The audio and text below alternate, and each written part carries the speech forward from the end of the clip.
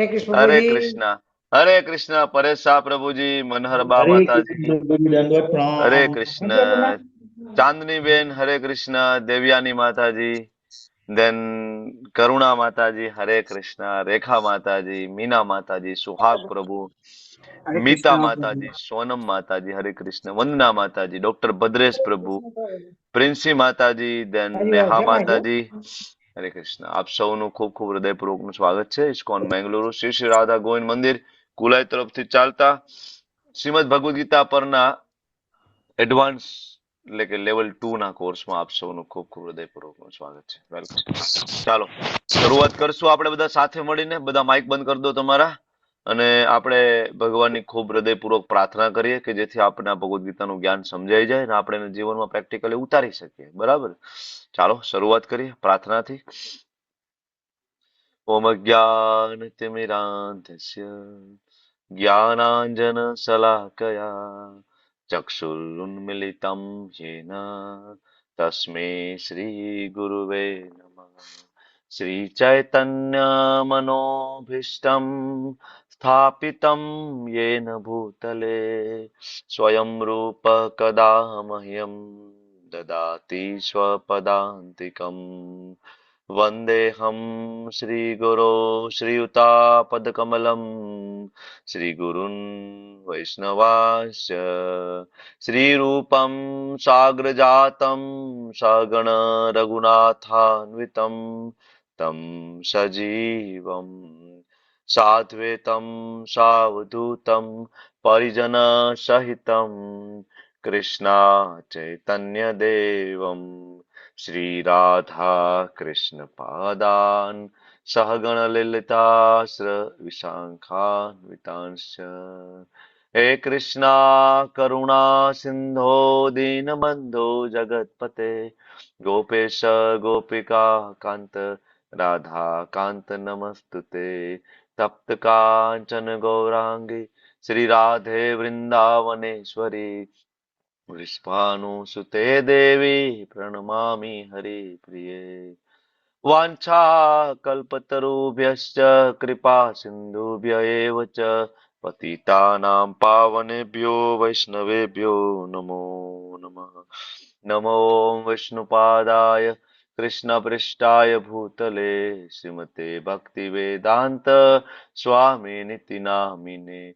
नमस्ते सारस्वते देवे गौरवाणी प्रचारिणे निर्विशेष शून्यवादी पाश्चात्यादेशतारिणे। जय श्री कृष्ण चैतन्य प्रभु नित्यानंद श्री अद्वैत गदाधर श्रीवासादि गौर भक्त वृंद।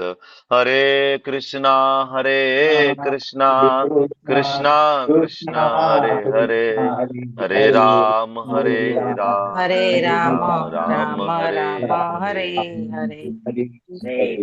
हरे कृष्ण हरे कृष्ण। हरे कृष्ण एवरीवन, हरे બધાનું कृष्ण। ખૂબ ખૂબ હૃદયપૂર્વકનું સ્વાગત છે, વેલકમ। યશોધરા માતાજી, મનોજ પ્રભુ, हरे कृष्ण प्रभु जी, લોપા दंडवत प्रणाम। માતાજી, સીમા માતાજી, આશા हरे માતાજી, कृष्णा प्रभु ધર્મેશ जी। પ્રભુ, હરે કૃષ્ણ हरे कृष्ण। શરદ વ્યાસ પ્રભુ, મિત્તલ ખોખર માતાજી, દેન हरे ટ્વિંકલ कृष्ण માતાજી। प्रभु हरे जी। कृष्ण प्रभु जी, હરે दंडवत प्रणाम। કૃષ્ણ દનત પ્રણામ। આપ સૌ વહાલા વૈષ્ણવ, हरे આપ कृष्ण સૌનું ખૂબ प्रभु जी, ખૂબ दंडवत સ્વાગત છે। प्रणाम। હિરલ માતાજી, વેલકમ વેલકમ। हरे कृष्ण प्रभु जी। હરે કૃષ્ણ ટ્વિંકલ માતાજી, દક્ષા માતાજી, હરે કૃષ્ણ। हरे हरे कृष्ण प्रभु कृष्ण जी। प्रभु जी। દર્શના જાની માતાજી, હરે કૃષ્ણ। યશોધરા માતાજી, કવિતા ભટ્ટ માતાજી, हरे રેખા कृष्ण प्रभु માતાજી, जी। હરે કૃષ્ણ હરે કૃષ્ણ। તો ગઈકાલનું થોડું રિવિઝન કરીએ, બરાબર। થોડું યાદ કરો કે શું ભણ્યા હતા આપણે 2 દિવસ, જે 14મો અધ્યાય।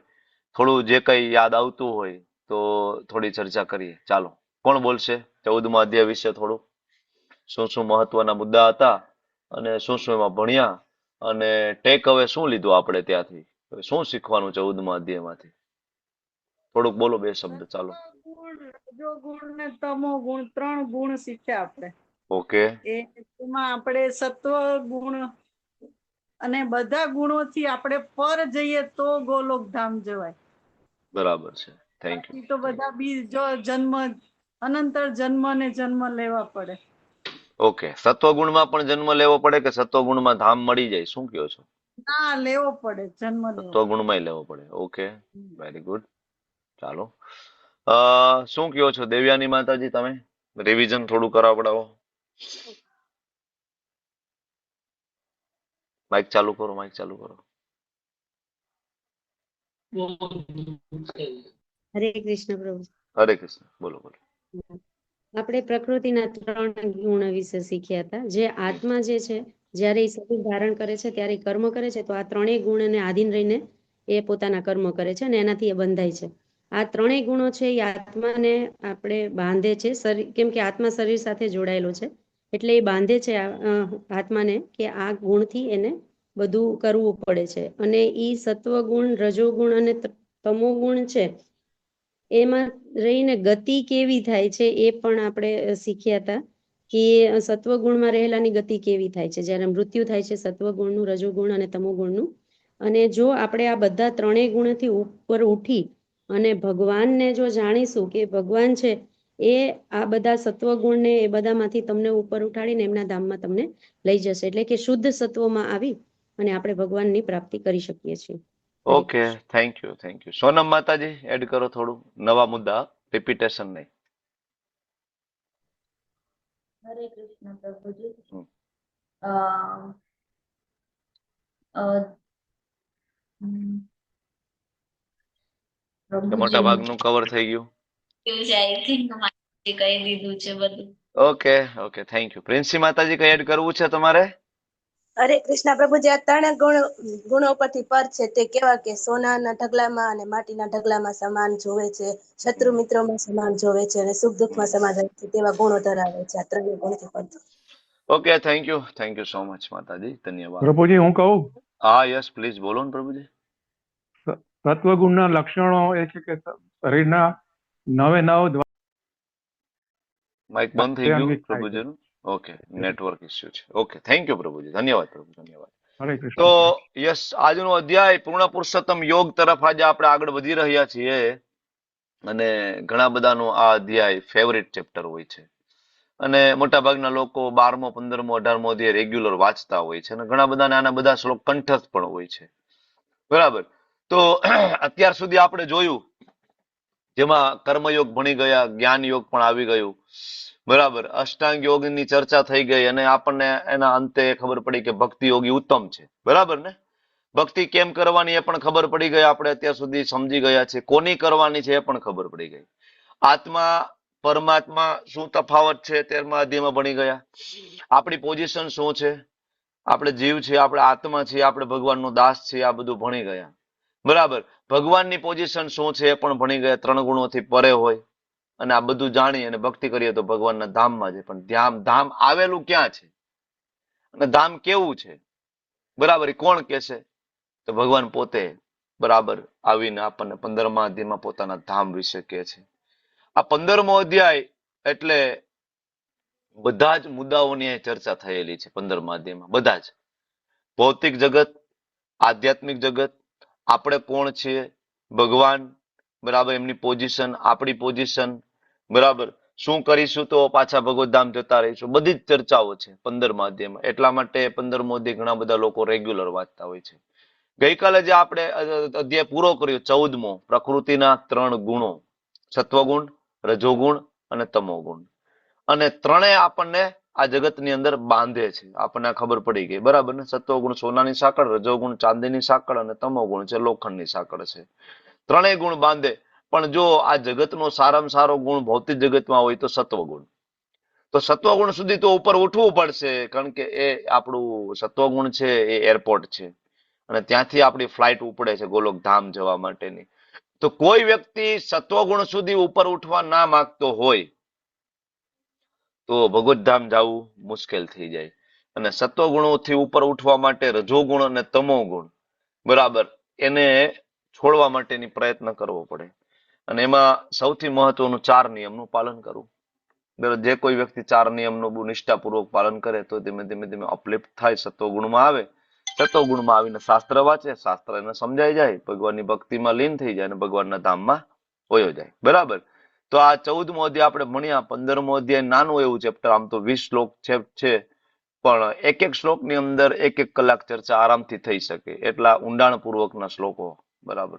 ખૂબ ડિટેલમાં અધ્યાય ભગવાને આપ્યો છે. શરૂઆતના જે 6 શ્લોક છે માં આપણે પ્રવેશ કરીએ તો પેલા શ્લોકની અંદર ભગવાન કહે છે કે આ ભૌતિક જગત કેવું છે અને ક્યાં છે. પહેલો શ્લોક ભગવાનથી શરૂઆત થઈ છે. શ્રી ભગવાન ઉવાચ. અર્જુનનો કોઈ પ્રશ્ન નથી, તમે માર્ક કર્યું? 14મો અધ્યાય પૂરો થયો ને ડાયરેક્ટ 15મો ચાલુ થઈ ગયો. અર્જુનનો કોઈ પ્રશ્ન નથી. શું કામ ભગવાને સીધો આ અધ્યાય ચાલુ કર્યો? તો 14મા અધ્યાયમાં ભગવાને એવું કહ્યું હતું કે કોઈ સત્વગુણમાં રહે તો ઉપરના લોકમાં જાય. ઉર્ધ્વમ ગચ્છન્તિ સત્વસ્તા. બરાબર, સત્વગુણમાં રહે તો ઉપર જાય, રજોગુણમાં રહે તો મધ્યમાં રહે, અને કોઈ તમો ગુણમાં રહે તો નીચલી યોનિને પ્રાપ્ત કરે છે. બરાબર. તો આપણા મનમાં પ્રશ્ન થાય કે ઉપર જાય તો ક્યાં ઉપર જાય, નીચે જાય તો ક્યાં નીચે જાય? એટલા માટે ભગવાને 15મા અધ્યાયની શરૂઆત કરી આપણને સમજાવવા માટે કે આ સત્વગુણ, રજોગુણ, તમોગુણ થી ઉપર નીચેની યોનિ મળે, કઈ જગ્યાએ મળે છે. બરાબર. ઉર્ધ્વમૂલ અધ શાખમ ઉર્ધ્વમૂલમ અધ શાખમ અશ્વસ્થમ પ્રાહુરવ્યયમ. ઉર્ધ્વમૂલમ અધ શાખમ, મૂળ ઉપર છે, શાખા અધઃ એટલે નીચે જાય છે. અશ્વસ્થમ પ્રાહુરવ્યયમ, અશ્વત્થ નામનું એક ઝાડવું છે. પ્રાહુર એટલે કહેવામાં આવ્યું છે કે અવ્યયમ, બરાબર, શાશ્વત એક એવું ઝાડવું છે. અને છંદાંસી અસ્ય પર્ણાની, એના પાંદડા છે. છંદ એટલે વેદ મંત્રો છે. અને યસ્તમ વેદ, આને જે કોઈ જાણે સ વેદવિદ, એ વેદોનો જ્ઞાતા છે. બરાબર. ભગવાન પહેલા શ્લોકની અંદર ઊંધા જાળવાની ફિલોસોફી લઈને આવ્યા, એનોલોજી લઈને આવ્યા, ઉદાહરણ. ઊંધું વૃક્ષને કોઈ જાણે તો વેદનો જ્ઞાતા થઈ જાય. ભાઈ આવું કેવું? શરૂઆત જ ઊંધા ઝાડ. તમે કોઈ દી ઊંધું ઝાડવું જોયું છે? ઊંધું વૃક્ષ જેમાં મૂળિયા ઉપર હોય, ઝાડવું આમ વધતું હોય, આવું જોયું? કોને જોયું? કોઈએ જોયું છે? નથી જોયું? ક્યાંક તો દેખાતું હશે. યાદ કરો ને, લેવલ 1 થોડું. ક્યાં દેખાય? ક્યાં દેખાય? બોલો. પ્રભુજી પાણીના પ્રતિબિંબમાં દેખાય. શાંત સરોવરના કિનારે ઉભા હોય તો સામે તમને પડછાયો, પ્રતિબિંબ અંદર જે પડે એમાં દેખાય તમને કે ભાઈ ઊંધું વૃક્ષ છે. બરાબર ને? બરાબર. બીજી રીતના ઊંધું વૃક્ષ કેવી રીતના દેખાય? હજી તમે જોયું છે? માણસ ઊંધો લટકે ત્યારે ઊંધા લટકાઈ જાવ તો દેખાય. જો આ બે પરિસ્થિતિમાં ઊંધું વૃક્ષ તમને દેખાય. શાંત સરોવરના કિનારે ઉભા હોય તો સામેનું ઝાડવું તમને ઊંધું દેખાય, અને આવી રીતના ઊંધા લટકાણા હોય તમે તોય તમને ઊંધું દેખાય. ભગવાન ઊંધા વૃક્ષનો એનાલોજી આપે છે, એટલે કે ઉદાહરણ આપીને આપણને ભૌતિક જગત અને આધ્યાત્મિક જગત, એટલે કે ભગવાનનું ધામ અને આપણે જ્યાં છીએ એ બે વચ્ચેનું અંતર ભગવાન આપણને સમજાવે છે કે આપણે ક્યાં છીએ. આપણું મૂળ ઉપરની તરફ છે. ફરીથી શ્લોકમાં આવી જાવ. ભગવાન શું કહે છે? ઉર્ધ્વ મૂળ. મૂળ આપણું ક્યાં છે? ઉપરની સાઈડમાં. હવે અહીંયા ઊંધું વૃક્ષ આપ્યું છે, તમે નજર કરો. બરાબર. અહીંથી ઝાડવું આમ ફેલાય છે. જો નીચેની બાજુ મૂળિયા ઉપર છે, અને આ મૂળ એટલે બ્રહ્માજી. આપણા જગતમાં આવ્યા તો પ્રથમ જીવાત્મા કોણ? બ્રહ્માજી. બ્રહ્માજીથી જ આ સૃષ્ટિનું નિર્માણ થયું, સર્જન થયું, અને પછી એમાં આપણા બધાને બરાબર અહીંયા ગર્ભાન્વિત આપણે થયા. જીવો માટે સૃષ્ટિની રચના કરી. 14 લોક, 28 પ્રકારના નર્ક. કોને નિર્માણ કર્યું છે આ બધું? બ્રહ્માજીએ. અને આ જબ્રહ્માજીને આ જ્ઞાન કોને આપ્યું સર્જન કરવાનું? તો કે કૃષ્ણએ. સ્વયં બ્રહ્માજી કે છે. બરાબર. શ્રીમદ ભાગવતમ સ્કંદ 2 વાંચો, સ્કંદ 3 વાંચો, બધી જગ્યાએ ભગવાન વારંવાર કહે છે. તો એવું એક વૃક્ષ છે જેના મૂળ ઉપરની તરફ છે, એટલે કે બ્રહ્માજી. શાખા નીચેની તરફ જાય છે, એટલે આપણે ઝાડવું નીચેની સાઈડમાં વધતું જાય છે. બરાબર. એના પાંદડા વેદ મંત્રો છે. જેમ મનુષ્ય આ વૃક્ષને જાણી લે ને, વેદનો જ્ઞાતા છે. બરાબર. તો આધ્યાત્મિક જગતનો પડછાયો છે ભૌતિક જગત. આ બીજો ફોટો જોવો, તમને ખ્યાલ આવી જશે. જો આ ઉપર જે છે આધ્યાત્મિક જગત છે, વચ્ચે જે છે કારણ સમુદ્ર છે. કારણ સમુદ્ર, બરાબર. કોઝલ ઓશન કહેવાય એને. તો આધ્યાત્મિક જગત અને ભૌતિક જગત વચ્ચે એક સમુદ્ર છે, એનું નામ છે કારણ સમુદ્ર. બરાબર. અને અહીંથી જ શરૂઆત થઈ ઊંધા વૃક્ષની. ભગવાનના ધામમાં આપણે હતા. જો આ વૃક્ષ ભગવાનના ધામનું છે, એનું પ્રતિબિંબ અહીંયા તમને દેખાય છે, ઊંધો વૃક્ષ. બરાબર. તો પડછાયો દેખાય તો સરખો, બરાબર ને? ધારો કે તમે અહીંયા જોવો છો તો પડછાયો જો આના જેવો જ દેખાય, ઉપરના ઝાડવા જેવો જ દેખાય. પણ ધારો કે આંબાનું ઝાડ હોય નદી કિનારે, સરોવર કિનારે, એનો પડછાયો પડતો હોય તો એમાં કેરીનો પડછાયો તો પડે, તમને કેરી દેખાય અંદર. પણ એની અંદર રસનો તમે ટેસ્ટ કરી શકો નહીં. કરી શકો? તમને પ્રતિબિંબ દેખાતું હોય ને તમે ધુબાકો મારી અંદર પડો કેરી પકડીને ખાઈ શકો? નથી ખાઈ શકતા ને. કારણ કે પ્રતિબિંબ છે. શું છે? પડછાયો છે. એની અંદર રસ નથી. દેખાય તો સરસ છે. એવી રીતે આ ભૌતિક જગત દેખાય તો બહુ સરસ છે, બહુ મજા આવે છે અહીંયા, બરાબર, ફરવાના સ્થળો છે, સિનેમા છે, બધું છે, પણ ખરા અર્થમાં આની અંદર રસ નથી. કારણ કે આ માત્ર ને માત્ર દુઃખોના સ્થાન છે. તમે જોઈ લો, તમે વિચાર કરી લો કે આ ભૌતિક જગતના દરેક સુખની પાછળ એક હિડન દુઃખ રાખવામાં આવ્યું છે.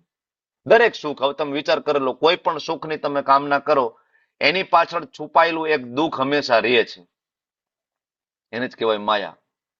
બરાબર, દરેક સુખની પાછળ દુઃખ રહે છે અને રહે છે. ધારો કે એક ઉદાહરણ આપું કે ભાઈ નવી ગાડી લેવી છે, ગાડી લેવી છે, બરાબર, નવી ગાડી છોડાઈ આવ્યા, બરાબર, શોરૂમ માંથી, બરાબર ને, અને ખૂબ સુખી થઈ ગયા, ભાઈ હવે તો બસ સુખી થઈ ગયા આપણે, ગાડી લઈ આવ્યા, ઘરે રાખી, બરાબર, અને નવી ગાડી લઈને નીકળ્યા છીએ.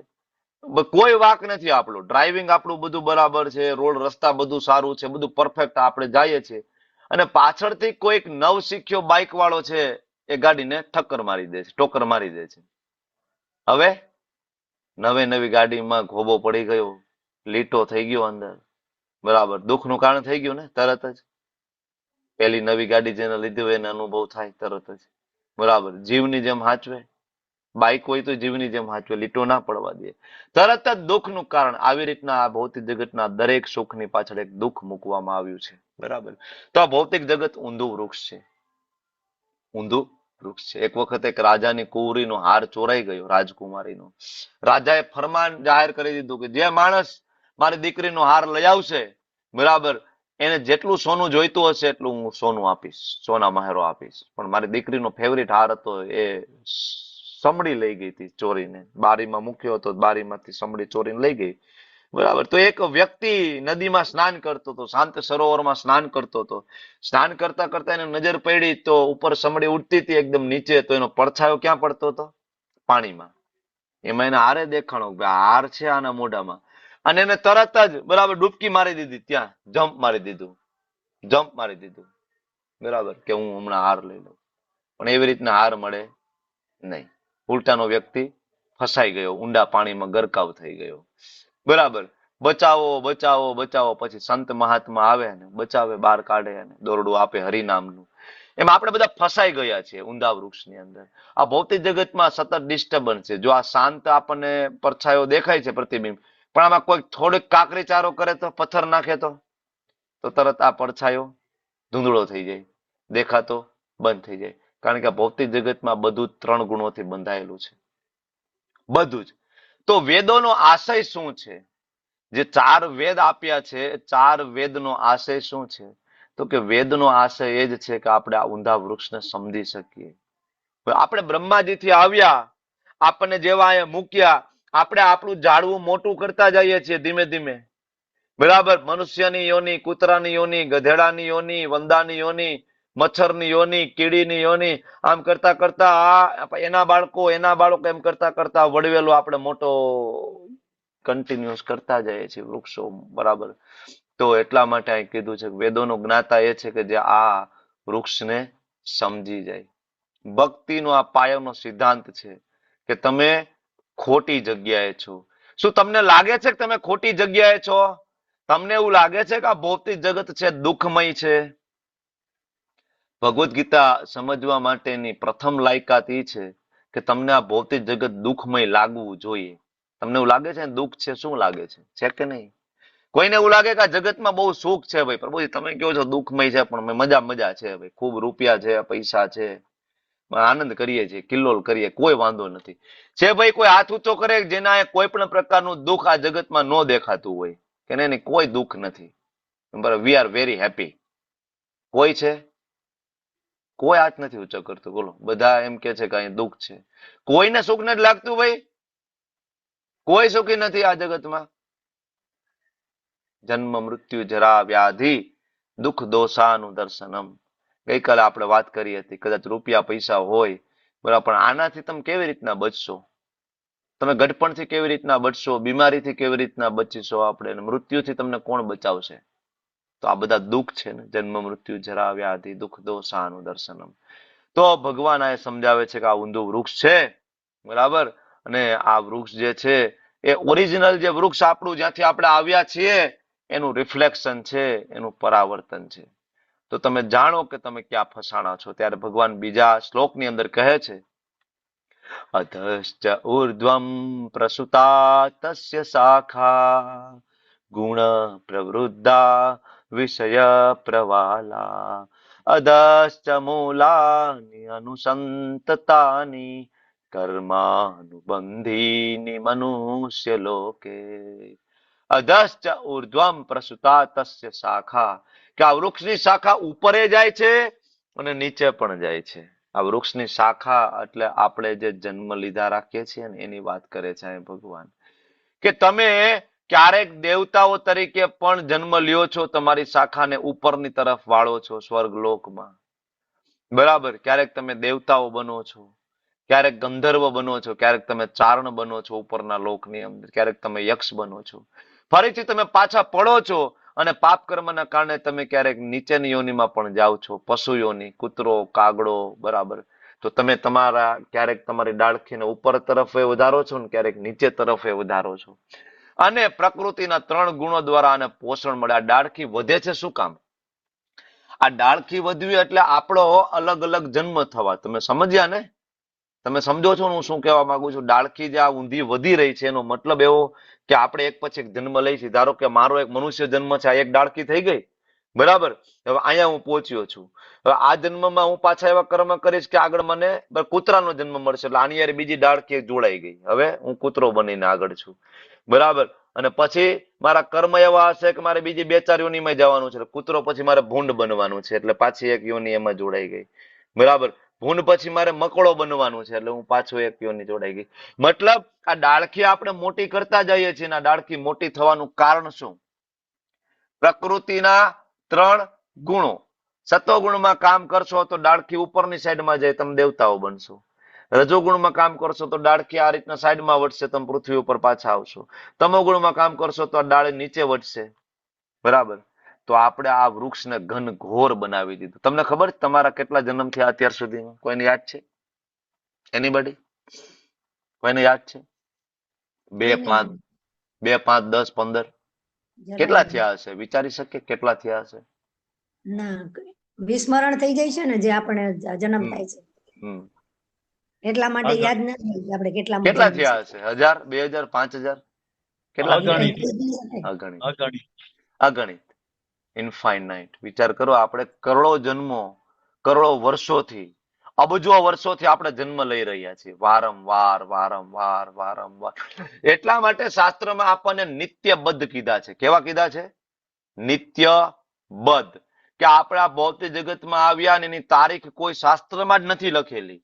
આપણે એટલા મિલિયન વર્ષોથી આપણે અહીંયા છીએ, વર્ષોથી અહીંયા છીએ, કન્ટિન્યુઅસ આ ડાળખી મોટી કરતા જઈએ છીએ, બરાબર.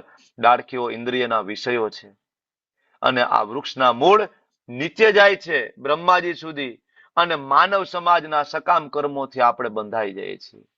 શું કામ આપણે આ વૃક્ષને મોટું કરી રહ્યા છીએ? સકામ કર્મ, દાન કરવું, પુણ્ય. સકામ એટલે આમાં બંને આવી ગયું, એકચ્યુઅલી પાપ અને પુણ્ય 2 આવી ગયા, બરાબર. અને આના કારણે આપણે બંધાઈ જઈએ છીએ. તો શાખા ઉપર જવી મતલબ સત્યલોક, જનલોક, મહરલોક, સ્વર્ગલોક, દેવ, ગંધર્વ, ઉચ્ચતર યોની. નીચે જવું એટલે કે નીચલી યોની, પશુ, કૂતરા, બિલાડા, ઘોડા, ગધેડા, બરાબર. ઓલો ECG નો ગ્રાફ કેમ આમ ઉપર નીચે હાલે? આપણે વાત કરી છે ને કાર્ડિયોગ્રામ નો ગ્રાફ, હૃદયની પટ્ટી ઘટાડવા ઉપર નીચે ઉપર નીચે. એમાં આપણે ઉપર નીચે જાળવું મોટું કરતા જાય છે, બરાબર. અને આ થાય પ્રકૃતિના 3 ગુણોના કારણે. શ્રી પ્રભુપાદજી સરસ મજાનું ઉદાહરણ આપે છે ભાવાર્થની અંદર અને એક લેક્ચરમાં પણ, કે જેવી રીતના પાણીના અભાવે જમીનનો એક ભાગ છે વેરાન થઈ જાય છે. દુષ્કાળ પડે છે ને અમુક જગ્યાએ, તો એ ભાગ વેરાન થઈ જાય પાણીના અભાવે. અને એ જ પાણીના કારણે પૃથ્વીનો અમુક ભાગ લીલોછમ છે ને, બરાબર. સેમ વસ્તુ પ્રકૃતિના 3 ગુણોના કારણે આજ પ્રમાણે આપણે અલગ અલગ યોનિઓમાં ફરી રહ્યા છીએ, બરાબર. તો આમાંથી આપણે બહાર નીકળવું જોઈએ. વેદોની જે સ્તુતિ છે એ એના માટે જ છે કે આપણે આમાંથી બહાર નીકળીએ. બરાબર. એટલે આગળ ભગવાન જે કહે છે સોલ્યુશન આપણને આપે છે એની પહેલા આપણે વૃક્ષને સમજી લઈએ કે જે પ્રતિબિંબ પડે છે એ ઊંધું વૃક્ષ એટલે ભૌતિક જગત. જો આમાં તમે જોઈ શકશો. હવે આમાં પિક્ચર થોડુંક નિરખીને જુઓ, તમને ખ્યાલ આવશે. ઉપરનું વૃક્ષ છે જુઓ, ત્યાં રાધા કૃષ્ણ અષ્ટ સખી બરાબર આપણે બધા એમને બરાબર છે. અને અહીંયા ઊંધા વૃક્ષમાં જો બ્રહ્માજીથી શરૂઆત થઈ ગઈ, પછી આ ડાળખી મોટી મોટી મોટી થતી જાય છે. હું ફરીથી એક પાછળ તમને લઈ જાઉં, આ વૃક્ષ ફરીથી તમને બતાવું. બરાબર. આ વૃક્ષને તમે થોડું ધ્યાનપૂર્વક જો.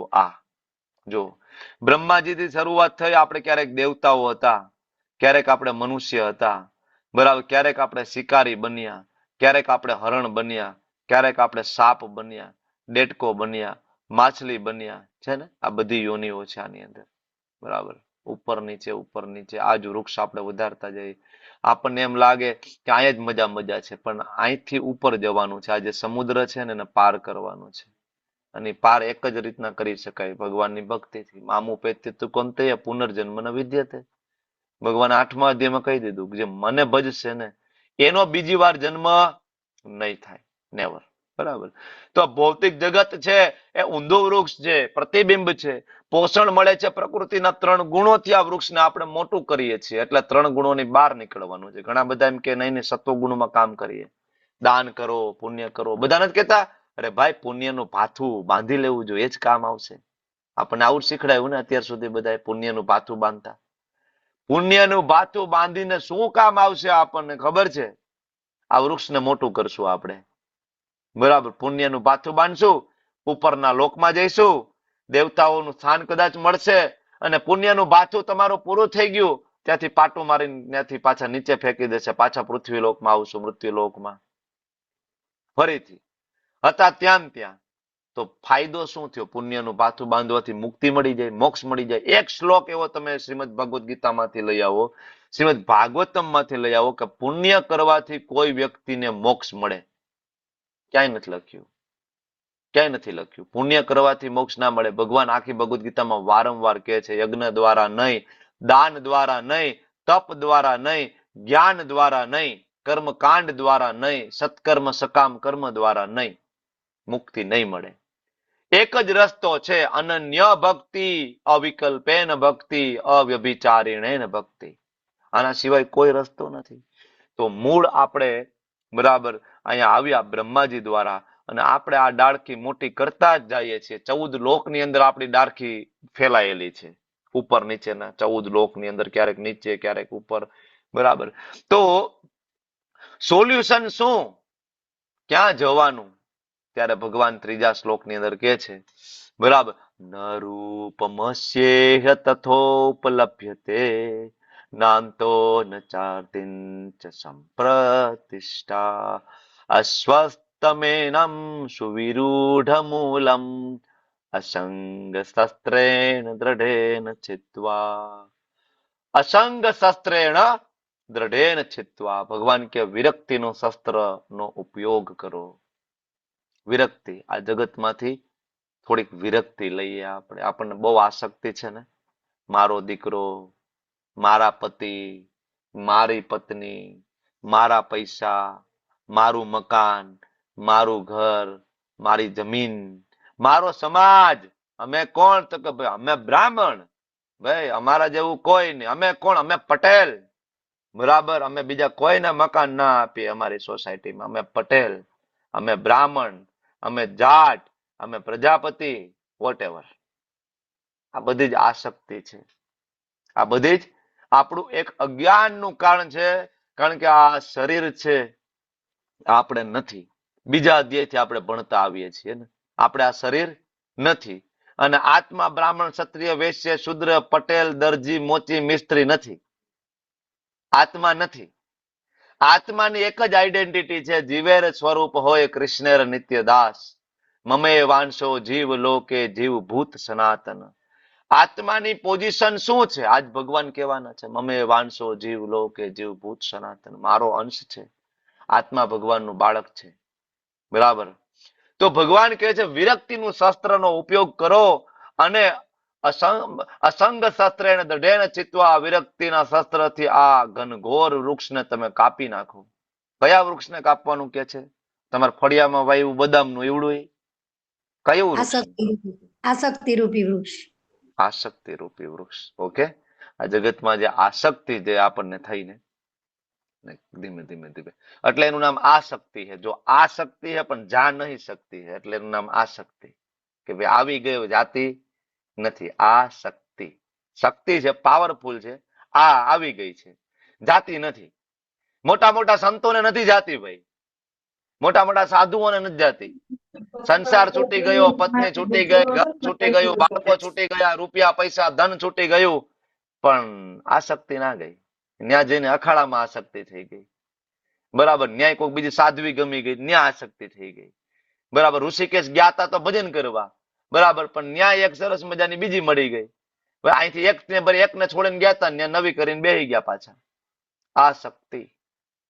બરાબર, ભગવાન કે છે કે આ વાસ્તવિક સ્વરૂપની અનુભૂતિ આ જગતમાં તમે ક્યારેય કરી શકશો નહીં. કયા વાસ્તવિક સ્વરૂપ? આ વૃક્ષનું વાસ્તવિક સ્વરૂપ. કારણ કે આપણે ક્યાં છીએ?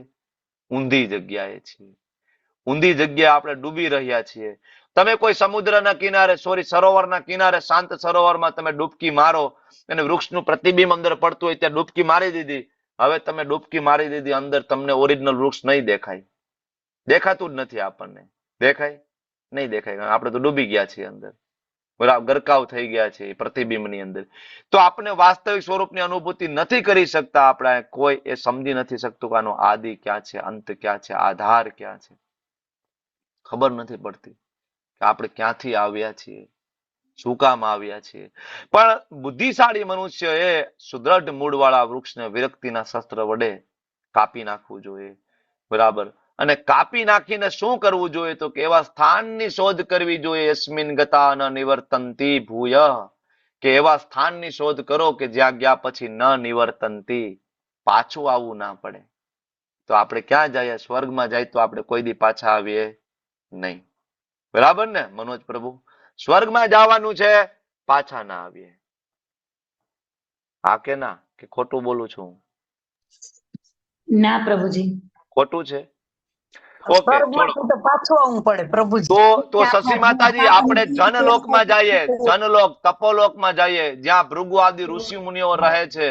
મહરલોકમાં જઈએ, ત્યાંથી તો પાછું ત્યાંથી પાછું આવવું પડે. સોરી, તો બ્રહ્માજી બની જાય. બ્રહ્મલોક, સત્યલોક ની અંદર જતા રહીએ, ત્યાંથી તો પાછું નહીં જ આવવું પડે. હવે નહીં કેતા.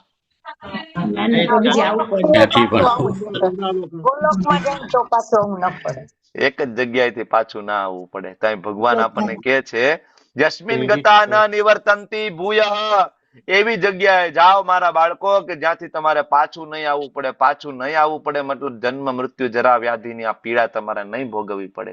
એવી જગ્યાએ તમે આવો. ત્યાં જઈને શું કરવાનું છે? એવા સ્થાનની શોધ કરીને ત્યાં ગયા પછી શું કરવાનું છે? ત્યારે ભગવાન કહે છે તમેવ ચાદ્યમ પુરુષમ પ્રપદ્યે, જે આદ્ય પુરુષ જે છે એને પ્રપદ્યે તમે શરણાગત થઈ જાઓ. બરાબર, આદ્ય પુરુષ કોણ છે? ભગવાન સ્વયં. એનું શરણ લેવું જોઈએ કે અનાદિકાળથી બધું એનામાંથી આવે છે. તો આપણને વાસ્તવિક સ્વરૂપની અનુભૂતિ આ જગતમાં નથી થતી, કારણ કે મૂળ ઉપરની સાઈડમાં છે અને આપણે ઊંધી સાઈડમાં છીએ. તો આપણને સમજાતું જ નથી કે સામેની સાઈડમાં શું છે દેખાતું. વૈજ્ઞાનિકો નથી જાણી શકતા, નિરાકારવાદીઓ નથી સમજી શકતા.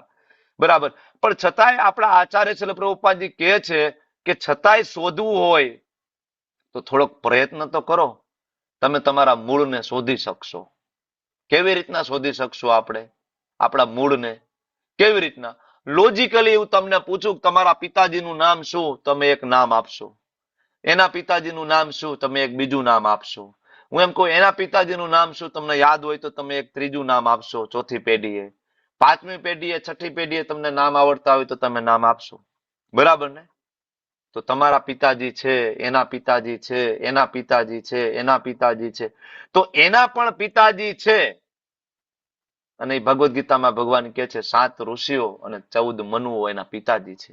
અને હા, એના પણ પિતાજી છે, 7 ઋષિ 14 મનુ, એના પણ પિતાજી છે. એનું નામ બ્રહ્માજી. અને હા, બ્રહ્માજીના પણ પિતાજી છે. બરાબર, એનું નામ ગર્ભોદક્ષાય વિષ્ણુ. અને ગર્ભોદક્ષાય વિષ્ણુ જેમાંથી આવે છે એ સોર્સ પણ છે કારણોદક્ષાય વિષ્ણુ. અને કારણોદક્ષાય વિષ્ણુ જેમાંથી આવે છે એનું નામ પણ શાસ્ત્રમાં છે. બરાબર ને? નારાયણ, શંકરસન. અને એ જેમાંથી આવે છે એનું શાસ્ત્રમાં વર્ણન છે બલરામજી. અને બલરામજી જ્યાંથી આવે છે એનું પણ વર્ણન છે કૃષ્ણ. અને કૃષ્ણ જ્યાંથી આવે છે એનું નામ નથી, કારણ કે એ ત્વમેવ ચાદ્યમ, અહીંયા જે ભગવાને કીધું ને કે એવા પુરુષ પાસે જાવ કે જે આદિ હોય, જેનો બીજો કોઈ આદિ ના હોય, એની પેલા કોઈ ન હોય, આનું શરણ લો. તો સેમ વસ્તુ બ્રહ્માજી અને શિવજી બે મળીને શ્રીમદ ભાગવતમમાં કેટલી વખત પ્રાર્થના કરે છે ભગવાનને. બ્રહ્માજી બ્રહ્મ સંહિતાના દરેક શ્લોકની અંદર એક જ વસ્તુ કહે છે, ગોવિંદમ આદિ પુરુષમ તમહમ ભજામિ. ઈશ્વર પરમઃ કૃષ્ણ સચ્ચિદાનંદ વિગ્રહ અનાદિર આદિર ગોવિંદ સર્વ કારણ કારણમ. હે ગોવિંદ, તમારા ઉપર કોઈ નથી. હે કૃષ્ણ, તમારા ઉપર કોઈ નથી. તમારો કોઈ આદિ નથી, તમે બધાના આદિ છો. તો થોડુંક લોજિકલી તમે વિચારો તો આપણે આપણા મૂળ સુધી પહોંચી શકીએ છીએ કે આપણા મૂળ ભગવાન કૃષ્ણ. તમને કોઈ પૂછે કે તમારા પિતાજીનું નામ શું, બરાબર, તમે એમ કહો કે ભાઈ ફલાણા ફલાણા રમેશભાઈ નામ છે મારા પપ્પાનું નામ, બરાબર. એનો આધાર પુરાવો શું, તો તમે તરત તમારા ખિસ્સામાંથી આધાર કાર્ડ આપીને બતાવશો, જો આ મારું નામ, પાછળ મારા પિતાજીનું નામ છે. બરાબર ને? તો તમને સરકારે બનાવી દીધેલા એ આધાર કાર્ડમાં તો વિશ્વાસ છે, તમને તમારી માતાએ જે શબ્દ કહ્યા એમાં તો વિશ્વાસ છે, પણ શ્રીમદ ભગવદ્ ગીતામાં વિશ્વાસ નથી. ભગવાને અંદર કહ્યું છે અહમ બીજ પ્રદ પિતા. જે બધા જ આધાર કાર્ડ ધરાવનારા આ જગતની અંદર રહેલા મોટા મોટા માણસોના પણ અલ્ટિમેટલી પિતા એ કૃષ્ણ, એનો આધાર. ખરેખર આધાર કાર્ડ તો ભગવદ્ ગીતા છે, કારણ કે બધા આધારોનો આધાર એની અંદર છુપાયેલો છે. તો સાચો આધાર કાર્ડ તો ભગવદ્ ગીતા છે, એમાં આપણા માતા પિતાની ઓળખ આપી છે, આપણી ઓળખ આપી છે. આધાર કાર્ડમાં તો આપણી સાચી ઓળખ નથી આપી હજી. આધાર કાર્ડમાં તો આપણી ઓળખ લખી છે ભાઈ ડોક્ટર જિગ્નેશ કોશિયા, પણ શું હું જિગ્નેશ કોશિયા છું? એ તો મારા શરીરનું નામ છે જિગ્નેશ કોશિયા, બરાબર. એ તો મારો જન્મ થયો ને છઠ્ઠા દિવસે મારી ફઈએ આપેલું નામ છે. જન્મ થયો છઠ્ઠા દિવસે મારી ફઈએ આપેલું નામ છે જિગ્નેશ, પણ 6 દિવસ મારો જિગ્નેશ પેલા હું તો હતો, 6 દિવસ તો હું હતો ને, છઠ્ઠા દિવસે મને નામ આપ્યું જિગ્નેશ.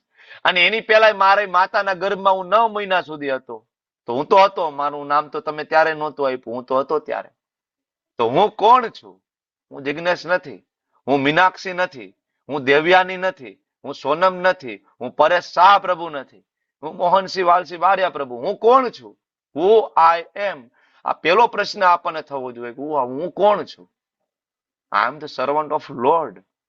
હું આ શરીર નથી, હું તો આત્મા છું, હું ભગવાનનો દાસ છું. બરાબર.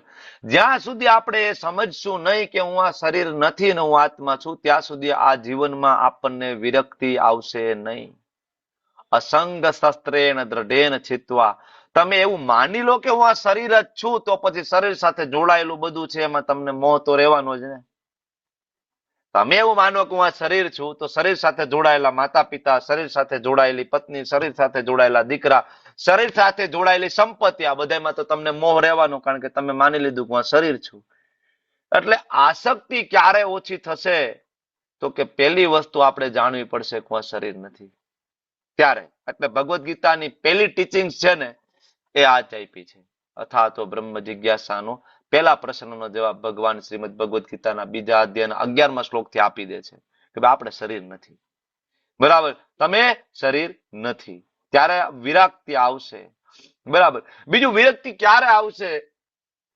જ્યારે ખાલી શરીર નથી એટલું કરવાથી પણ ઘણી વખત વિરક્તિ ના આવે. બની શકે એવું. ઘણા બધા લોકો આપણે જોઈએ છીએ સાધના કરી રહ્યા છે, સાધુ સંતો, અને ઘર પરિવાર છોડી દીધો તો વિરક્તિ તો તોય ના આવી, બરાબર. તો વિરક્તિ ત્યારે આવે કે જ્યારે આપણને ઊંચો ટેસ્ટ મળે. કોઈક વસ્તુ છોડવી હોય તો ઊંચો ટેસ્ટ હોય તો નીચો ટેસ્ટ છે ઓટોમેટિક છૂટી જાય, બરાબર ને? આપણે વારંવાર ઉદાહરણ આપીએ, નાના બાળકના હાથમાં નાની એવી ચોકલેટ હોય અને જઈને તમે કહો મને ચોકલેટ આપી દે, નાનું બાળક એ તમને ચોકલેટ નહીં આપે. નહીં, મારી છે, હું નહીં આપું, હું નહીં આપું, મારી છે. પણ તમે મોટી ચોકલેટ પાછળથી કાઢીને આટલી મોટી ચોકલેટ એને આપો છો, કે હાલ હું તારા માટે મોટી ચોકલેટ લઈ આવ્યો. હવે મને ઓલી નાની દઈશ તો તને મોટી આપું, તો એ તરત નાની ચોકલેટ તમારા હાથમાં મૂકી દેશે. હા અંકલ, મને આ મોટી ચોકલેટ આપો. તો જ્યાં સુધી આપણને હાયર ટેસ્ટ નથી મળતો ને લોઅર ટેસ્ટ આપણને છૂટતો નથી. એવો એક શ્લોક ભગવદ્ ગીતામાં આપ્યો બીજા અધ્યાયમાં, યાદ આવે છે? કે હાયર ટેસ્ટ જ્યાં સુધી મળે નહીં ત્યાં સુધી લોઅર ટેસ્ટ છૂટે નહીં. એનીબડી? કોઈને યાદ આવે છે? બોલો મારી સાથે, ચાલો. વિષયા વિનિવર્તન્તે, બોલો. નિરાહારસ્ય દેહિનઃ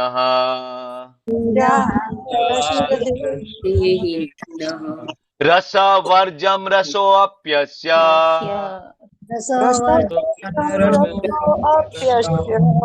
પરમ દ્રષ્ટ્વા નિવર્તતે.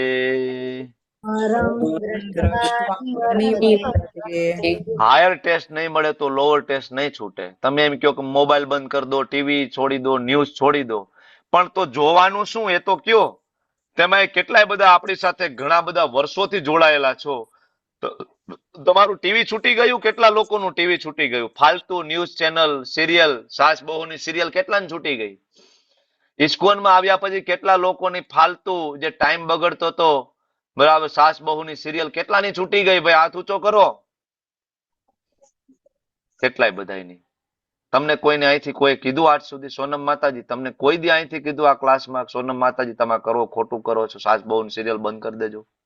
કોઈએ કહ્યું? વિમલ પ્રભુ તમને કોઈએ કહ્યું ક્યારે કે ભાઈ તમે આ બંધ કરી દેજો ભાઈ? કોઈ કીધું નથી ને? તોય છૂટી ગયું. શું કામ? કારણ કે તમને એક હાયર ટેસ્ટ મળ્યો છે. શેનું? ભગવદ્ ગીતાનો, શ્રીમદ ભાગવતમ, ભગવાનની કથા સાંભળવાનો તમને એક હાયર ટેસ્ટ મળ્યો. તો જ્યારે તમે ભગવાનની કથા સાંભળો, તમને ઊંચો ટેસ્ટ મળે, ત્યારે ઓટોમેટિક તમારો લોઅર ટેસ્ટ જે છે એ છૂટી જાય છે. બરાબર ને? વિરક્તિ. બીજું ભગવાન કહે છે કે એવી જગ્યાએ જાઓ કે જ્યાં ગયા પછી પાછું ના આવવું પડે. આવી જગ્યા ભગવાનનું એકમાત્ર ધામ. 8મા અધ્યાયમાં શ્લોક આવ્યો. અર્જુન ખૂબ ચિંતા કરીને ભગવાનને પૂછતા હતા, ભગવાન એવી કોઈ જગ્યા બતાવો જ્યાં સર્જન અને પ્રલય ના હોય. ત્યારે ભગવાન કહે છે અવ્યક્તો અક્ષરમ ઇતિ ઉક્તઃ તમાહુ પરમામ ગતિમ યમ પ્રાપ્ય ન નિવર્તન્તે તદ્ધામમ પરમમ મમ. કૃષ્ણએ બહુ કહી દીધું, એકદમ ક્લિયર કહી દીધું કે ભાઈ મારું ધામ છે, ત્યાંથી પાછું આવવું પડતું નથી. નેવર. બરાબર. જ્યાં સર્જન પ્રલય નથી, પરસ્તસ્માસ્તુ ભાવન્યો અવ્યક્તા વ્યક્તો અવ્યક્તાત સનાતનઃ યહ સ સર્વેષુ ભૂતેષુ નસ્ત્યસ્યુ ન વિનશ્યતિ. બધી જ વસ્તુઓનો નાશ થઈ જાય. સ્વર્ગનો નાશ થઈ જશે, જનલોક, તપોલોક, મહરલોકનો નાશ થઈ જશે.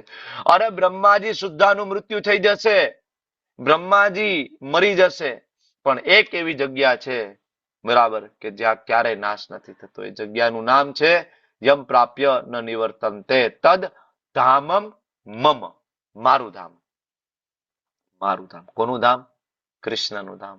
બાકી બધી જગ્યા એક દિવસ છે કમ્પ્લીટલી ડિસ્ટ્રોઈડ. તમેવ ચાદ્યમ પુરુષમ પ્રપદ્યતે.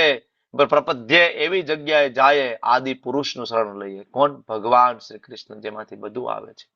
એટલા માટે તમે શ્રીમદ ભાગવતમ જયારે વાંચશો અને સ્કંદ ચોથામાં રાજા પુરંજનની કથા આવે છે.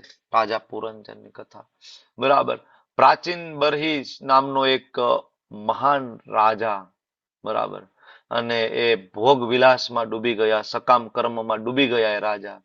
ત્યારે નારદજી આવે છે અને નારદજી એને કહે છે કે વૈરાગ્ય વગર આ સંસાર બંધનમાંથી રાજન તમે ક્યારેય નહીં છૂટી શકો, તમારે વૈરાગ્ય લેવું જ પડશે.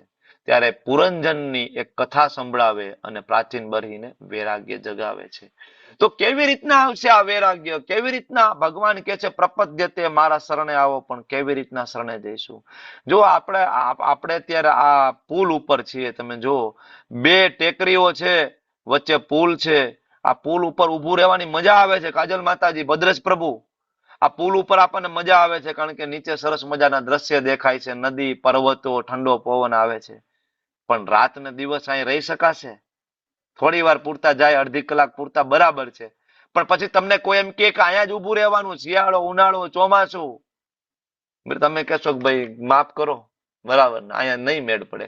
કારણ કે આપણને ખબર છે કે શિયાળો, ઉનાળો, ચોમાસું ઋતુ બદલશે, વરસાદ પડશે, બરાબર, ધીમે ધીમે આ દોરડું છે ચડી જશે, લાકડું તૂટી જશે, અને આ પુલ છે કળાક દઈને તૂટી જશે. મોરબીનો પુલ ખબર છે ને, અંગ્રેજોના જમાનાથી મોરબીનો ઝૂલતો પુલ હતો. લગભગ 2-3 વર્ષ થયા ઝૂલતો પુલ. એક દિવસ સાંજે 500 લોકો, જે પુલની કેપેસિટી 120-130 ની હતી, 500 લોકોએ પુલ ઉપર જવા દીધા તંત્રએ, અને એક સાથે પુલ છે કડાક દઈને તૂટી ગયો. કેટલાય બધા લોકો માત્ર 22 સેકન્ડની અંદર કેટલાય બધા લોકો અંદર કાદવમાં ખૂપી ગયા અને મૃત્યુ પામ્યા. આ ગુજરાતનો મોરબીનો બનાવ છે. આપણને એ પ્રસંગ તો યાદ છે, પણ આપણને એ પ્રસંગ યાદ નથી કે આ તો મોરબીનો ખાલી પુલ તૂટી ગયો. અરે ભાઈ, આપણા કેટલા પુલ તૂટી ગયા. આપણે મનુષ્ય યોની કેટલી વખત પ્રાપ્ત કરી, આપણે પુલ તૂટી ગયા. તમે ખાલી મોરબીના પુલની વાત નહીં કરો, આપણે તો આખા બ્રહ્માંડ તૂટીને પડી ગયા. બ્રહ્માંડો તૂટીને પડી ગયા, અને વારંવાર આપણે ફરીથી જન્મ મૃત્યુ જરા વ્યાધિમાં ફસાઈએ છીએ. તો બુદ્ધિમાની એને કહેવાય કે આ પુલ ઉપરથી આ મકાનમાં જતો રહ્યો વ્યક્તિ, એને બુદ્ધિમાની કહેવાય ને. ટાઢ તડકો વરસાદ ત્યાં નહીં હોય. તો બુદ્ધિમાની એ છે કે આપણે આ મનુષ્ય જે શરીર છે બ્રિજ સમાન છે, પુલ સમાન છે. 84 લાખ યોનીમાં એક શરીર એવું મળે છે કે જેના દ્વારા તમે ભગવાનને ઓળખી શકો, સમજી શકો અને ભગવાનના ધામમાં જઈ શકો. બીજી યોનીની અંદર આ સુવિધા નથી. મેં ગઈકાલે તમને કહ્યું હતું કે ભેંસની સામે જઈને 100 વખત ભગવદ્ ગીતા વાંચો તો ભેંસ તમને એમાંથી એકેય પ્રશ્ન નહીં પૂછે. પૂછશે કે હારું ભાઈ આ બીજો અધ્યાયનું આ શ્લોક મને સમજાણું નહીં, એકેય પ્રશ્ન નહીં પૂછે. ત્યારે તો પ્રભુજી કહેવત છે ને કે ભેંસ આગળ ભાગવત. ભેંસ આગળ ભાગવત ન હોય છે, પણ એ નહીં, ભેંસ, એક કહેવત છે. હા એટલે એક કહેવત કહેવત છે, છે. પણ એ કહેવત આપણા માટે છે, ભેંસ માટે નથી. કહેવત આપણા માટે છે, ભેંસ જેવા માણસો માટે. કે ભેંસ જેવા માણસોને ભાગવત ગીતા સંભળાવો. ભગવત ગીતા લેવલ 1, 2, 3, 4, 5 કરો. ગમે એટલી વખત અહીંથી મોઢા ફાડીને, ગળા ફાડીને કયો કે મંગલા આરતીમાં આવો, માળા કરો. આ જન્મની અંદર ભગવત ધામ જતા રહ્યો. તમે જ્યાં છો ત્યાં જોબ કરતા હોય, બિઝનેસ કરતા હોય, કઈ છોડવાનું નથી. સાધુ નથી બની જવું આપણે, બાબા નથી બની જવું આપણે, સંન્યાસ આપણે નથી લઈ લેવો, કોઈ વાંધો નહીં, આપણી લાયકાત નથી. જરૂરી નથી કે સંન્યાસીઓને જ ભગવાન મળે, બરાબર ને. નરસિંહ મહેતા ગૃહસ્થ હતા, ભક્તિનો ઠાકોરજી ગૃહસ્થ હતા, સંત તુકારામ ગૃહસ્થ હતા, ગોરા કુંભાર ગૃહસ્થ હતા, પત્ની હતી, બાળકો હતા, બધાને બધા ભગવત ધામ ગયા. તો ભેંસ આપણે છીએ ત્યાં, કે આટલું બધું ભગવાન કે છે છતાં આપણે સમજી નથી શકતા. તો આપણે આ સાંકળને કાપી નાખવી છે, જો આવી રીતના, બરાબર. અનાશક્તિની સાંકળ, અનાશક્તિનું શસ્ત્ર લઈ અને આસક્તિનું જે સાંકળ છે એને આપણે કાપી નાખવું. પણ કેમ કાપીશું? How it is possible? ભગવાન કે મારા શરણે આવો, આગળ કહ્યું ને, મારા શરણે આવો. કેવી રીતના શરણે જવાય? તો શરણાગતિની પ્રોસેસ અહીં આપવામાં આવી છે. શું છે શરણાગતિ? કેમ થવાય? નિર્માન મોહા જીત સંગ દોષા અધ્યાત્મ નિત્યા વિનિવૃત્ત કામા. તમે મારી સાથે ગાઈ શકો, સુંદર મજાનો શ્લોક છે. ચાલો પહેલેથી ગાય આપણે. નિર્માન મોહા જીત સંગ દોષા અધ્યાત્મ નિત્યા વિનિવૃત્ત કામા દ્વંદ્વે વિમુક્તા સુખ દુઃખ સંગે ગચ્છન્તિ મૂઢા પદમ વ્યયમ તત. Thank you so much. તો સુંદર મજાનો શ્લોક છે ને ભગવાન કહે છે કે શરણાગતિની પ્રક્રિયા આની અંદર આપી છે. પ્રભુપાદી ભાવાર્થમાં શરૂઆત કરે છે કે આ શ્લોક એટલે શરણાગતિની પ્રક્રિયા. કેવી રીતના શરણાગત થઈશું? તો પહેલી વસ્તુ નિર્માન મોહા, ખોટી માન પ્રતિષ્ઠાની કામના મૂકી દો. આપણે તો લગ્નમાં ગયા હોય, ઓલા ભાઈએ ફોન કર્યો હોય, ભાઈ મારી ઘરે લગ્ન છે આવજો, બરાબર, એક કુરિયરમાં કંકોત્રી નાખી દીધી હોય કે લગ્ન છે આવજો, અને પછી લગ્નના 2 દિવસ પહેલા એક ફોન કર્યો હોય કે ભાઈ યાદ છે ને લગ્નમાં આવવાનું છે મારા દીકરાને, અને પછી આપણે ત્યાં ગયા લગ્નમાં અને જો એ ઘરધણી થોડોક બિઝી થઈ ગયો અને કદાચ તમારા સામે એનાથી ધ્યાન ના દેવાયું, બરાબર, તો આપણને તરત ખોટું લાગી જાય. ભાઈ હું તો ગયો તો ભાઈ, એને કાંઈ નથી પડી, ભાઈ બહુ મોટા માણા થઈ ગયા હો ભાઈ, ત્યાં જાય ને કાંઈ આપણા ધ્યાન દીધું નહીં, હાથ મિલાવા ના આવ્યા ને, બરાબર. ઓલાએ આગળ 2 ફોન કર્યા, તમને કંકોત્રી મોકલાવી, રૂબરૂ મળવા આવ્યો, બરાબર. અને આપણને થોડુંક પણ આપણને કેવું લાગી આવે છે, માન મને ના મળ્યું, ખોટી પ્રત્યે. હવે તને માન આપવું છે ને, માન મળવું જોઈએ ભગવાનના ભક્તોને, બરાબર. કોઈ કર્મી મનુષ્ય માનને આ જગતની અંદર લાયક નથી, કારણ કે માન મળે જ્ઞાની વ્યક્તિને. જ્ઞાની વ્યક્તિ છે ભગવાનનો ભક્ત, વૈષ્ણવ છે, કારણ કે એને જ્ઞાન છે હું શરીર નથી, હું આત્મા છું. એટલા માટે એનું કોઈ અપમાન કરે તો પણ એને કઈ ફરક નથી પડતો. તૃણાદપી સુનિચેન તરોરપી સહિષ્ણુના અમાનીના માન દેન ધર્મેન્દ્ર પ્રભુ કીર્તનીય સદા હરિ.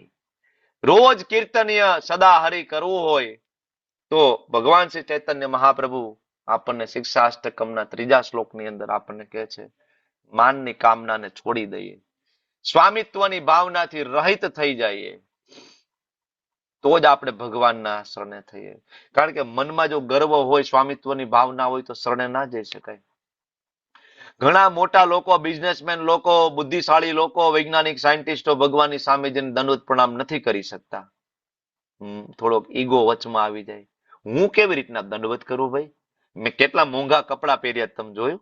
આ જે જોડી પહેરી છે 10,000 ની તો જોડી પહેરી છે. મેં આ સૂટ બૂટ પહેરીને હું આવ્યો છું. ભગવાનની આવશે, ભગવાનની સામે આવશે અને આમ થોડીક વાર હાથ જોડશે આમ, અને ભગવાનની આંખમાં આંખ, બરાબર, ભગવાનના દર્શન કરશે. એ વ્યક્તિ બહાર નીકળે, ખાલી એને પૂછો ભગવાને કેવા કલરના વાઘા પહેર્યા હતા, બોલ ભાઈ તું. ભગવાને કેવા કલરના વાઘા પહેર્યા હતા, ભગવાને કેવા કલરનું મોર મુકુટ ધારણ કર્યું હતું, આજે એને યાદ નહીં, ખબર નહીં, કારણ કે દર્શન નથી કર્યા. કારણ કે વ્યક્તિ દર્શન પોતાના અહંકારના કરી રહ્યો છે. એ આવ્યો છે એટલા માટે બધા લોકો એને માન સન્માન કરે, જો ભાઈ આ મોટો વ્યક્તિ આવ્યો, મોટો વ્યક્તિ આવ્યો. ભગવાનના દર્શન કરવાની, પોતાના દર્શન કરાવવા માટે આવ્યો છે, કરવા નથી આવ્યો. શું આવ્યો છે? દર્શન કરાવવા, કે જો ભાઈ હું આવ્યો છું, તમે બધા મને માન સન્માન આપો, તમારા મંદિરનો મુખ્ય ડોનર છું. તમને ખબર છે દર વર્ષે હું કેટલો ફાળો આપું છું, કેટલું દાન આપું તમારા મંદિરમાં, બરાબર. હું આવું તો તરત મને માન સન્માન આપો, મને એક બેસવા માટે ગાદી આપો, સિંહાસન આપો. તો પહેલી વસ્તુ શરણાગતિ ભગવાનને આપણે ત્યારે થાય, નિર્માન મોહા, માન અને મોહ મૂકી દઈએ. મારું મારું મારું મારું મારું મારું. જીત સંગ દોષા, ખરાબ સંગતને છોડી દેવી જોઈએ. જીત સંગ દોષા, કુસંગ એટલે ભગવાન ચૈતન્ય મહાપ્રભુ કહે છે અસત્સંગ ત્યાગ, અસંગ ત્યાગ, સોરી અસત નહીં, અસંગ ત્યાગ એ વૈષ્ણવ આચાર. વૈષ્ણવ કોને કહેવાય? વૈષ્ણવ વ્યક્તિએ એવા લોકોનો સાથ સંગ છોડી દેવો જોઈએ કે જે ભગવાનના ભક્તો નથી. જે લોકો વ્યસની છે, માંસાહારી છે, વ્યભિચારી છે, નશો કરનાર લોકો છે, બરાબર, આવા લોકોનો સંગ છોડી દઈએ. જે ભગવાનના ભક્તો નથી એનો સંગ ધીમે ધીમે કરીને ઓછો કરી નાખીએ. આમે તમે થોડાક દિવસ માળા કરશો ને, 3-4 મહિના, 6 મહિના, તમને પોતાને ગમતું બંધ થઈ જશે. આવા લોકો સાથે જવું, આવા લોકોના પ્રસંગમાં જવું, ત્યાં ટાઈમ બગાડવો, તમને પોતાને અંદરથી એમ થશે કે હું ક્યાં આવી ગયો, હું ક્યાં આવી ગઈ, ખોટી જગ્યાએ હું આવી ગયો. ઓટોમેટિક થશે, આ કરવું પડશે નહીં, મેળે મેળે થશે, બરાબર. અને કળિયુગની અંદર આ બહુ મોટો પ્રોબ્લેમ છે, અસત્સંગ. આપણા બાળકો આ કુવામાં ગરકાવ થઈ રહ્યા છે, બરાબર. હું ફરીથી તમને યાદ દેવડાવું કે તમારું બાળક જે સ્કૂલમાં ભણતું હોય, એના જે કોઈ મિત્ર મંડળ હોય, ધ્યાનથી જરૂરથી આ વસ્તુ સાંભળો, સમજવાની કોશિશ કરજો. કારણ કે આજે બાળકને આપણે પાછું નહીં વાળીએ તો જેવા લોકોનો એ સંગ કરશે એવા ગુણમાં એ બાળક આગળ જશે, અને જેવા ગુણમાં એ બાળક જશે ને એવા એના વિચારો ડેવલપ થઈ જશે. જેવા વિચારો એના થઈ જશે ને, બરાબર, એવા એના કર્મ થઈ જશે. જેવા કર્મ એના થઈ જશે ને, બરાબર, એ પ્રમાણે એનું ભાગ્ય લખાઈ જશે ને આગળનું શરીર એના પ્રાપ્ત થઈ જશે.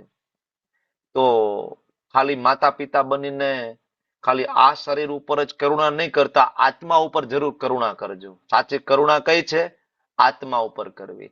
એટલા માટે પ્રભુપાદ કહે છે કે તમે પુત્ર પ્રાપ્તિ અથવા પુત્રી પ્રાપ્તિ, મતલબ તમે સંતાન પ્રાપ્તિ કરવા માટે તમે ત્યારે જ લાયક છો કે જ્યારે તમે તમારા સંતાનને ભગવાનનો ભક્ત બનાવી શકો. કારણ કે તમારી ઘરે જ્યારે દીકરા દીકરીનો જન્મ થાય છે તો એ કોઈ મોજ મજા કરવા માટે નથી જન્મ થતો. ભગવાન તમારી પાસે એ દીકરો દીકરીને મોકલે છે, એ ભગવાનનું અંશ છે. અને તમારી પાસે જ્યારે આવે છે ત્યારે તમારી જવાબદારી બને કે એને એના ઓરિજિનલ માતા પિતાની ઓળખ કરાવી દેવી. એના ઓરિજિનલ માતા પિતાની એને ઓળખ કરાવી દેવી અને એને ભગવાનના ધામમાં પાછું મોકલવા માટે ભક્તિ યોગ એને આપવું. બીજું ભગવાન કહે છે આગળ અધ્યાત્મ નિત્યા. નિત્ય એવરી ડે આપણે કરીએ છીએ ને, લેવલ 1 2 3 4 કરીએ છીએ ને અધ્યાત્મ નિત્યા. રોજ કરવું જોઈએ. એવું નહીં કે ભાઈ બરાબર તો ઠીક છે ભાઈ અમે તો ભાઈ ભાગવતમ બેહાડી તો ભાઈ અમે જાણી છીએ, અમે કૃષ્ણને બહુ માની, અમારે ઘરે લાલો છે, અમે કૃષ્ણને બહુ માની. આપણે એને કઈ તમે ભાગવતમ કેદી વાંચ્યું તું? અરે ભાઈ હજી તો 4 વર્ષ થયા અમે ભાગવતમ બેહાડી હતી ને મોટા કથાકાર બોલાવ્યા હતા. ફોર્ચ્યુનર માં તો કથાકાર આવ્યા હતા ને અરે ભાઈ માણસો બોલાવ્યા હતા ને હાર તોરા કર્યા ને સાલ ઓઢાડીને સન્માન કર્યું ને અમારું. મોટા ભાગે આમ જ પડેલો હોય યજમાન, કથા કરે સાલ ઓઢાડે અને હાર પહેરવામાંથી નવરો ના થાય. બરાબર. એને પૂછો ભાગવતમ કેદી સાંભળ્યું તું? બેહાડી હતી ને કથા. હવે એને પૂછો કે કૃષ્ણ એ કેટલા ભાઈઓ છે કૃષ્ણને, અને કૃષ્ણના માતા પિતાનું નામ શું? આટલું પણ સામાન્ય જ્ઞાન ભેગું ના થાય. બરાબર. તો એવું અધ્યાત્મ નહીં, અધ્યાત્મ નિત્યા જે તમે બધા લોકો કરો છો. તમે બધા લોકો એવરી ડે રોજ સવારની તમારી મોર્નિંગ ભગવાનના દર્શન કરીને જપ કરીને શ્રીમદ ભાગવતમ સાંભળવાથી થાય છે. સવારે 7 વાગે તમે લોકો જે ભાગવતમના ક્લાસમાં હજી ના જોડાયા હોય તો અહીંયા લિંક મૂકી દેજો ચેટ બોક્સની અંદર અને આપણા વોટ્સએપ ગ્રુપમાં. ભાગવતમ સાંભળવા માટે રોજ આવો. તમારા બધા જ પ્રશ્નના જવાબ શ્રીમદ ભાગવત મહાપુરાણમાં છે. અહીંયા જે લખ્યું છે ને નિર્માણ મોહા જીત સંગ દોષા અધ્યાત્મ નિત્યા વિનિવૃત્ત કામ, અહીંયા તો થિયરી આપી છે. આ શું આપ્યું છે? થિયરી, સિદ્ધાંત આપ્યો છે.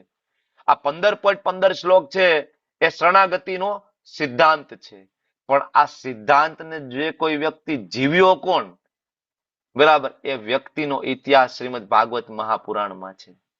તમને ભાગવત એ પ્રેક્ટિકલ કરીને બતાવે છે કે નિર્માણ મોહા કોને કહેવાય, જીત સંગ દોષા કોણે કહેવાય ને કેવી રીતના થઈ શકે, અધ્યાત્મ નિત્યા કોણે કર્યું? પરીક્ષિત મહારાજ, સુખદેવજી. બરાબર. અધ્યાત્મ નિત્યા વિનિવૃત્ત કામા, કામથી નિવૃત્ત કોણ થયું? શ્રીમદ ભાગવતમ ખોલો વાંચો તમને ખ્યાલ આવે. બરાબર ને. દ્વંદ્વેર વિમુક્તા સુખ દુઃખ સંગે, સુખ અને દુઃખના દ્વંદ્વોમાંથી મુક્તિ. જે કઈ થાય છે પ્રકૃતિના 3 ગુણોના કારણે થાય છે. આપણે સમજવું જોઈએ. ત્યારે ભગવાન જ્યારે શરણાગતિની પ્રક્રિયા બતાવે છે, સમજાવે છે, અને આ જે બધા ગુણોની વાત કરી કે આપણે અર્જિત કરવા જોઈએ, નિર્માણ મોહા જીત સંગ દોષા, બરાબર, દ્વંદ્વેર વિમુક્તા વિનિવૃત્ત કામા. તો ભગવાન કહે છે જ્યારે કોઈ વ્યક્તિ આ રીતના શરણાગત થાય આ પ્રોસેસને ફોલો કરીને, તો એ ક્યાં જશે? એ ક્યાં જશે? ભગવાનના ધામમાં. તો ભગવાનનું ધામ વિશે ભગવાન 6થા શ્લોકની અંદર બોલે છે. શું કહે છે? ન તદ્ભાસતે સૂર્યો ન શશાંકો ન પાવકઃ યદ્ગત્વા ન નિવર્તન્તે તદ્ધામમ પરમમ મમ. બીજા શ્લોકમાં ભગવાને એમ કીધું કે અર્જુન એવી જગ્યાની શોધ કરો કે જ્યાં ગયા પછી પાછું ના આવવું પડે. અને અહીંયા આ 6થા શ્લોકમાં ભગવાન એ જગ્યા બતાવે છે જ્યાં ગયા પછી પાછું ના આવવું પડે. કઈ જગ્યા? યદ્ગત્વા, જ્યાં ગયા પછી નથી નિવર્તન્તે, પાછું આવવું પડતું. તો કઈ જગ્યા? તદ્ધામમ, એક ધામ છે. બરાબર. જે કેવું છે? તો કે પરમ છે. અને કોનું છે? કોનું ધામ છે? એ ચામુંડા માતાજીનું, મેરડી માતાજીનું. કોનું ધામ છે? એ બ્રહ્માજીનું, કૃષ્ણ ભગવાનનું. કૃષ્ણ ભગવાન, કૃષ્ણનું. મમ. આ શ્લોક કોણ બોલે છે? આ શ્લોક કોણ બોલે છે? કૃષ્ણ ભગવાન. શ્રી ભગવાન ઉવાચ. બરાબર. ઘણા બધા લોકો, જો તમારો આ કન્સેપ્ટ ક્લિયર થઈ ગયો ને, કઈ મમ એટલે મારું, મારું એટલે કૃષ્ણનું, આ તમને સમજાઈ ગયું ને. મોટા મોટા વિદ્વાન લોકો નથી સમજી શકતા, કદાચ તમને સામાન્ય લાગતું હોય, હું તમને એમ કહું છું. મોટા ભાગના વિદ્વાન લોકોએ ભગવદ ગીતા ઉપર ભાષ્ય આપ્યું છે, અને મૂર્ખાઓએ ભગવદ ગીતામાં ભાષ્ય એવું લખ્યું છે કે અહીંયા મમ એટલે કૃષ્ણ નહીં, કૃષ્ણની અંદર એક કાલ ઘૂસી ગયો હતો ને, ઈ એમ કે છે કે મારું. કૃષ્ણની અંદર બરાબર કોઈ પરમાત્મા ઘૂસી ગયા હતા ઈ કે છે મારું. તો કૃષ્ણ ભગવદ્ ગીતામાં વારંવાર કે છે પરમાત્મા હું પોતે છું, મારી શક્તિ છે. બરાબર ને? કાલ છે કાલોસ્મી, કાલ મારી શક્તિ છે. અને હું કૃષ્ણ બોલી રહ્યો છું. બહુનામ જન્મના મંતે જ્ઞાનવાન મામ પ્રપદ્યતે વાસુદેવ સ્વરમિતિ. હું વાસુદેવ કૃષ્ણ બોલી રહ્યો છું. કૃષ્ણએ નામ આપ્યું. ત્યારે પણ કૃષ્ણના ઈર્ષાળુ લોકો એમ કે છે કે નહીં નહીં, મમ એટલે કૃષ્ણનું ધામ નહીં, એ તો એની અંદર બ્રહ્મ જ્યોતિ એની વાત કરી રહ્યો, નિરાકાર. થોડી શરમ કરો. પ્રભુપાદે ક્લિયર કટ ભગવદ્ ગીતા આપી. ન તદ્ભાસતે સૂર્યો, ત્યાં સૂર્ય પ્રકાશની જરૂર નથી. ન શશાંકો, ત્યાં ચંદ્રનો પ્રકાશ નથી. તો શું કરશું? ત્યાં જઈશું તો ઘોર અંધકાર. શું કરવું? અહીંથી બેટરીઓ લઈને જવાની ભેગી. ભાઈ ધામમાં ગયા તા, ચંદ્ર નહીં, સૂર્ય નહીં, ધર્મેન્દ્ર પ્રભુ કાંઈ નહીં, ઘોર અંધકાર, લાઈટ વહી ગઈ. અહીંથી બધી બરાબર સેલ બધા ભેગા કરી લેવાના એવરીડી ના, કોથરો ભરીને, કારણ કે ત્યાં સેલ તો મળશે નહીં. બરાબર ને? ન પાવા કહ, ત્યાં અગ્નિ નથી. યદ ગત્વા ન નિવર્તન્તે તદ્ધામમ પરમમ. ભગવાનનું ધામ ચિંતામણી પ્રકર સદ્મ સુકલ્પ વૃક્ષ લક્ષાવૃતેષુ સુરભીરભિપાલયંતમ લક્ષ્મી સહસ્ત્ર શત સંભ્રમ સેવ્યમાનમ ગોવિંદમ આદિ પુરુષમ તમહમ ભજામી. ભગવાનનું ધામ ચિંતામણી નામના પથ્થરોનું બનેલું છે, જે સ્વયં પ્રકાશિત છે. ભગવાનનું શરીર સ્વયં પ્રકાશિત છે, બ્રહ્મ જ્યોતિ. અહીંયા આપણે જે કઈ પ્રકાશ આવે એનો સોર્સ સૂર્ય છે. શું કામ ભગવાન અહીંયા આવીને કહે છે પોતાના ધામ વિશે? માર્કેટિંગ શું કામ કરે છે? શું કામ કરે છે? ભગવાનને કોઈ ખોટ છે નોકર ચાકરોની? લક્ષ્મી સહસ્ત્ર શત સંભ્રમ સેવ્ય માનમ. હજારો કરોડો લક્ષ્મી ભગવાનની સેવા કરી રહી છે ધામમાં. આપણને શું કામ ભગવાન કહે છે? કારણ કે આપણને કહે તો આપણને ખબર પડે કે આવી કોઈ જગ્યા છે ને ત્યાં જવું છે. તમે લોકો શિમલા ફરવા ગયા હોય, મનાલી ફરવા ગયા હોય, પછી આવીને પછી પાડોશની બેન સાથે બેઠા બેઠા વાત કરતા હોય, અરે ભાઈ બેન અમે શિમલા ગયા તા, એવી મજા આવી, અરે બરફ ને મોટા મોટા પહાડ ને, અરે બહુ મજા આવી. તો ઓલીને એમ થાય કે હા વાત કરે, જાવું તો છે. ભાઈ ઘરવાળાને ઘરે જઈને કે જો આ બાજુવાળા જઈએ એવા શિમલા, તમે ક્યારે લઈ જાવ છો? તમે ક્યાંય બહાર નથી લઈ જતા. હવે આ વખતે તમે લઈ જાજો શિમલા મનાલી. સાંભળશો તો તમને ત્યાં જવાની ઈચ્છા થાય. જે વસ્તુ, જે જગ્યા, જે લોકેશન વિશે જાણતા નથી, જવાનું મન કેમ થાય? તો સ્વયં ભગવાન ત્યાંથી આવીને આપણને કહે છે કે આ ધામ આવું છે. ભૌતિક જગતની અંદર તો ઇલેક્ટ્રિસિટી બરાબર જોઈએ ત્યારે પ્રકાશ થાય. ભગવાન કે મારા ધામમાં કાંઈ ચિંતા નથી, આવો. જીબી નું બિલ નથી ભરવાનું ત્યાં જઈને આપણે. બોલો ચિંતા નહીં. અહીંયા તો જીબી વાળા દર 2 મહિને બિલ ફાડીને જતા રહીએ છે. બિલ નો ભરી લાઈન કાપી લે, ન્યાય ઉપાધિ જ નથી. બરાબર. તો ભગવાનના ધામની અંદર માત્ર મજા મજા મજા સચ્ચિદાનંદ સ્વરૂપ આપણને પ્રાપ્ત થાય છે. બરાબર. એટલે ભગવાન એ શબ્દ વાપરે છે પરમમ. પરમ એટલે કે શ્રેષ્ઠ, સૌથી ઉપર. એવું ભગવાનનું ધામ છે. ઈશાવાસ્યમ ઇદમ સર્વમ યત્કિંચિત જગત્યામ જગત. ભગવાનનું આ ધામ છે. બરાબર. નાની એવી આપણે બ્રેક લઈએ અને બ્રેકમાં આપણે આજે કીર્તન લઈએ. શિલા નરોત્તમદાસ ઠાકોરજીએ ગાયેલું ભગવાનના ધામ વિશેનું વર્ણન. બરાબર. તો તમારી પરમિશન હોય તો હું જ લઉં આજે. કોઈ છે ને ભાઈ વેઇટિંગમાં? એનીબડી? વિશાલ પ્રભુ? ના પ્રભુજી, કોઈ નથી ને? ઓકે, ચાલો. ના પ્રભુ. Thank you. તમને દેખાય છે? સ્લાઇડ દેખાય છે? હા. વૃંદાવન રમ્ય સ્થાન દિવ્ય ચિંતામણી ધામ રતન મંદિર મનોહર.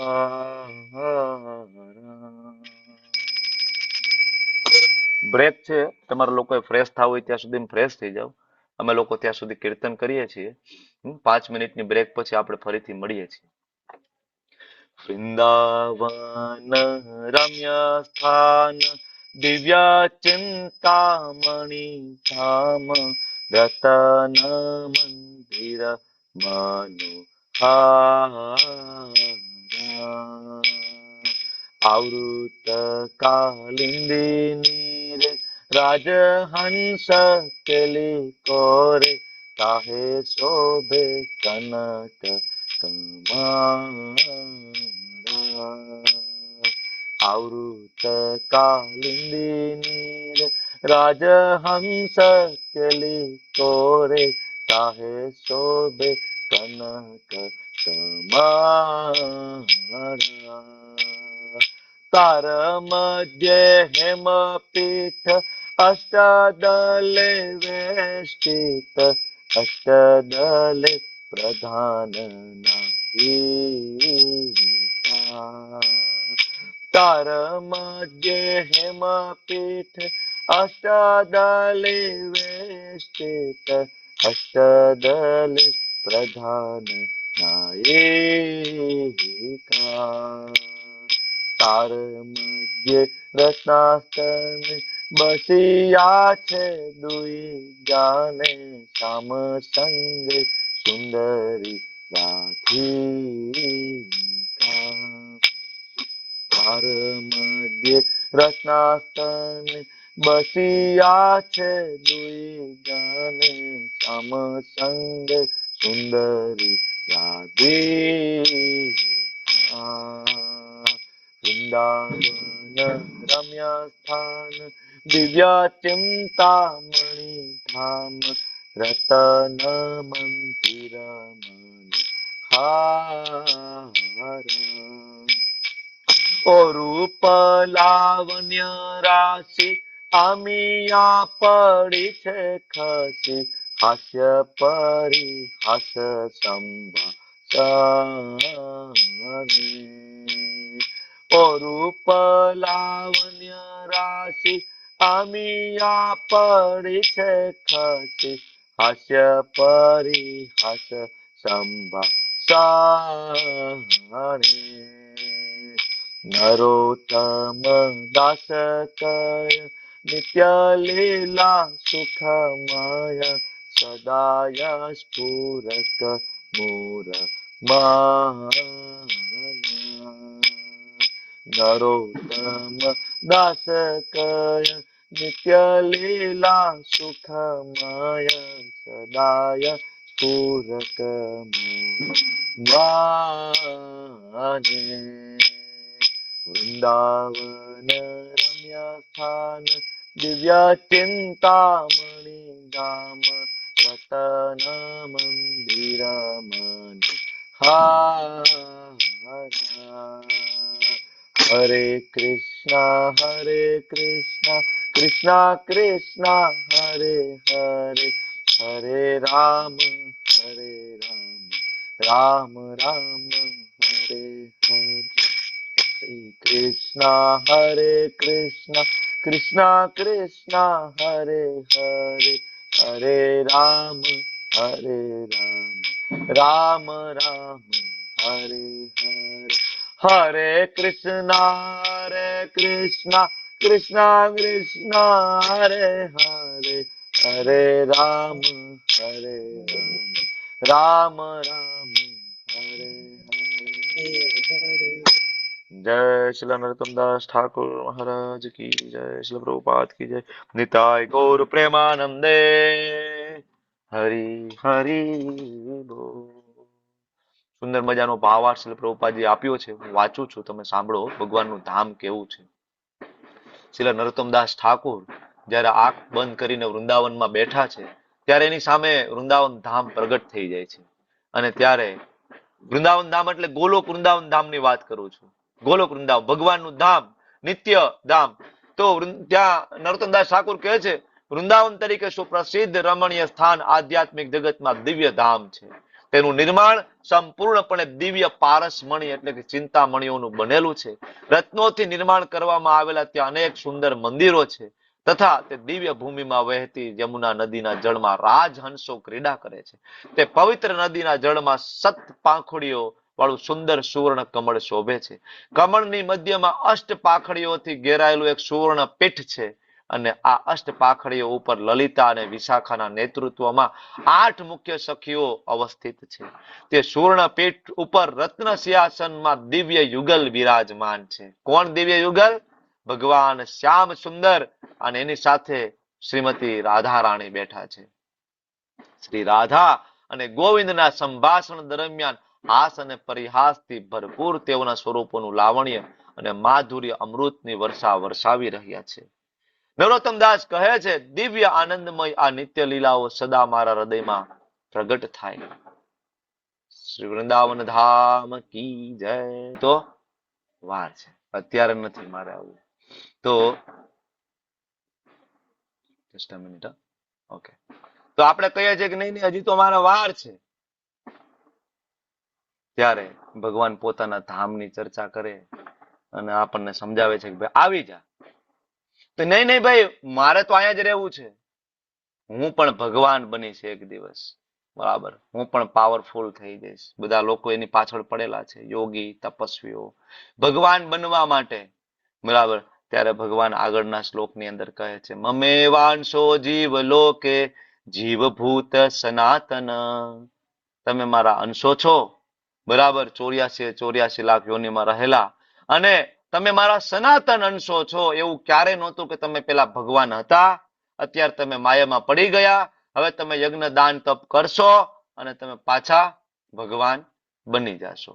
આવું કોઈ દિવસ થશે નહીં. આ શ્લોક બરાબર વાંચો. આપણે ભગવાનના કેવા અંશો છીએ?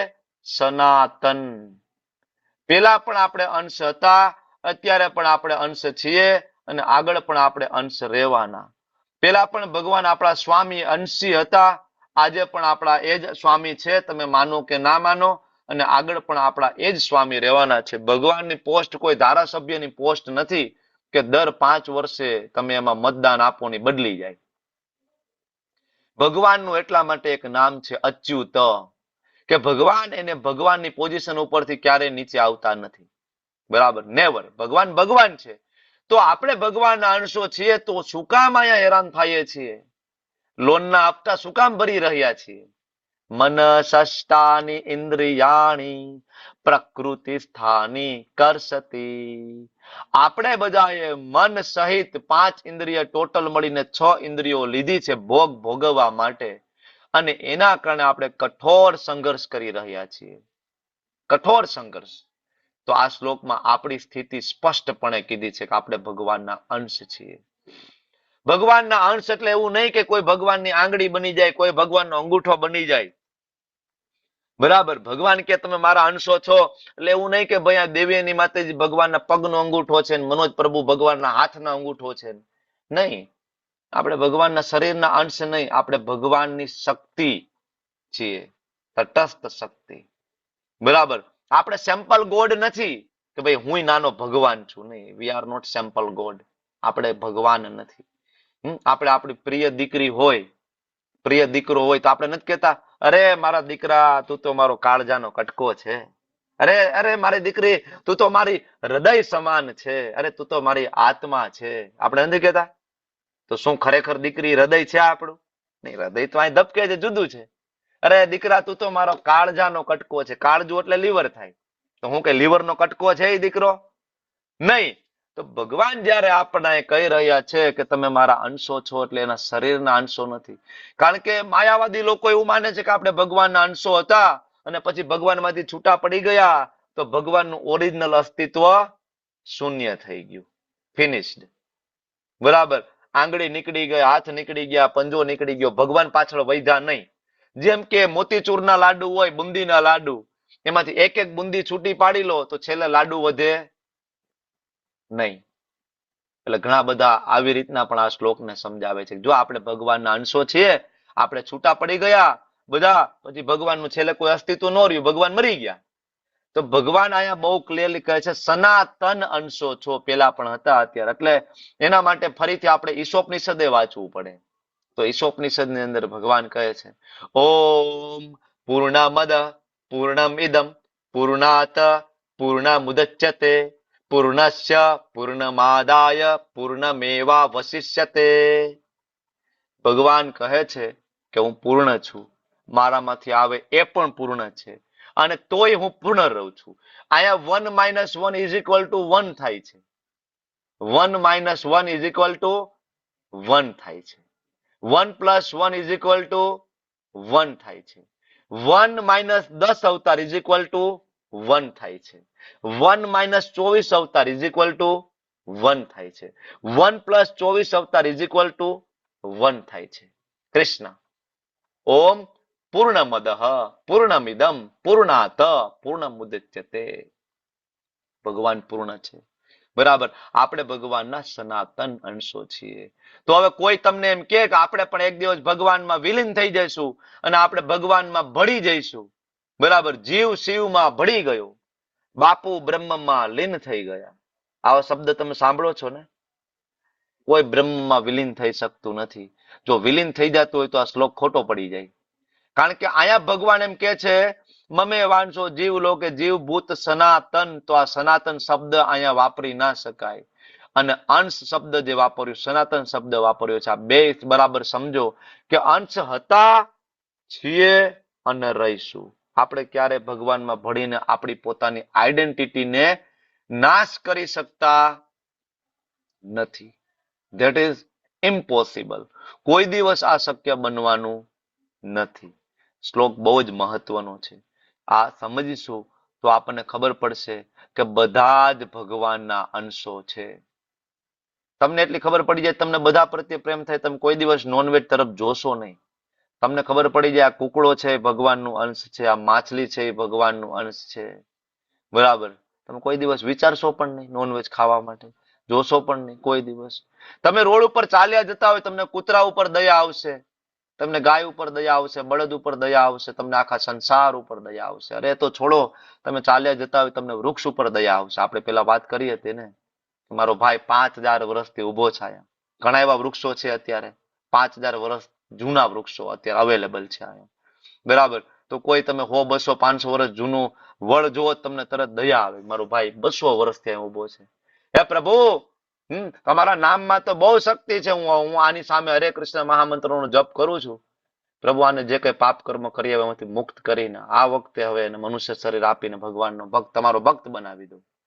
તમને આ કન્સેપ્ટ નહીં સમજાય તો તમને દયા નહીં આવે. અને તમે આ કન્સેપ્ટ સમજી જાશો, જગતમાં બધા ઉપર દયા આવશે. દરિદ્ર નારાયણ બધા કહેતા હોય કે દરિદ્રો, ગરીબોની સેવા કરો. શું કામ ભાઈ ખાલી ગરીબોની? કેમ ભાઈ ધનવાનોએ કોઈ ગુનો કર્યો છે? બરાબર. દરિદ્રને ખાલી પ્રસાદ આપો, નામસ્તા પ્રભુ કહેતા હતા. શું કામ? બરાબર. બધા જ ભગવાનના અંશો છે. ભગવાનના અંશો. તો આપણે સમજવું પડશે આધ્યાત્મિક જગત અને ભૌતિક જગત વચ્ચેનો તફાવત. ભગવાનનું ધામ કેવું છે? ત્યાં કોઈ અવ્યક્તો વ્યક્તાત સર્જન પ્રલય નથી. અને અહીંયા કેવું છે? સતત ચાલુ છે. કોરોના આવે છે, અહીંયા સુનામી આવે છે, ભૂકંપ આવે છે. ભગવાનના ધામમાં સાચો પ્રેમ છે. અને અહીંયા દરેક પ્રેમ ને દરેક સંબંધ પાછળ શું છુપાયેલું છે?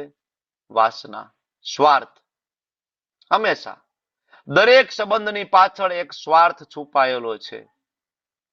ભગવાનના ધામમાં સાચું સુખ છે. અહીંયા કોઈ સુખ નથી.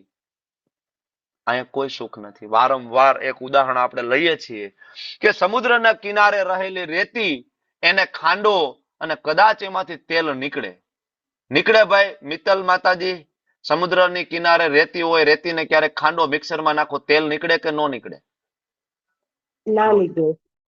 શાસ્ત્ર એમ કે છે કે કદાચ એમાંથી થોડુંક તેલ નીકળી જાય, માની લઈએ કદાચ થોડુંક તેલ નીકળે, પણ આ જગતમાં સુખ મળશે નહીં. આની ગેરંટી આપવામાં આવી છે. તમે એ કામના કરશો કે મને સુખ મળે, નહીં મળે.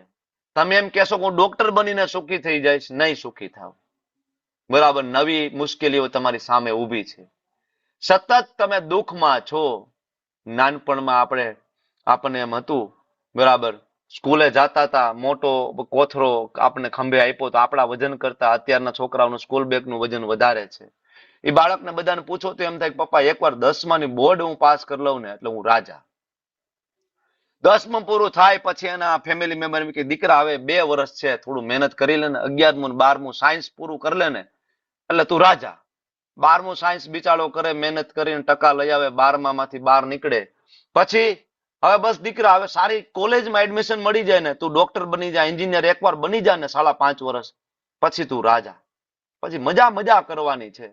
દીકરો ડોક્ટર બને, એન્જિનિયર બને, દીકરો દીકરી બરાબર બહાર નીકળે ને પછી એને ખબર પડે કાંઈ તો ગળા કાપ સ્પર્ધા છે. બરાબર, એન્જિનિયર બનીને ક્યાંય નોકરી અત્યારે મળતી નથી, બહુ મુશ્કેલ થઈ ગયું અત્યારે. ડોક્ટર બનીને અત્યારે દરેક રોડ રસ્તા ઉપર એક ડોક્ટર બેઠો છે.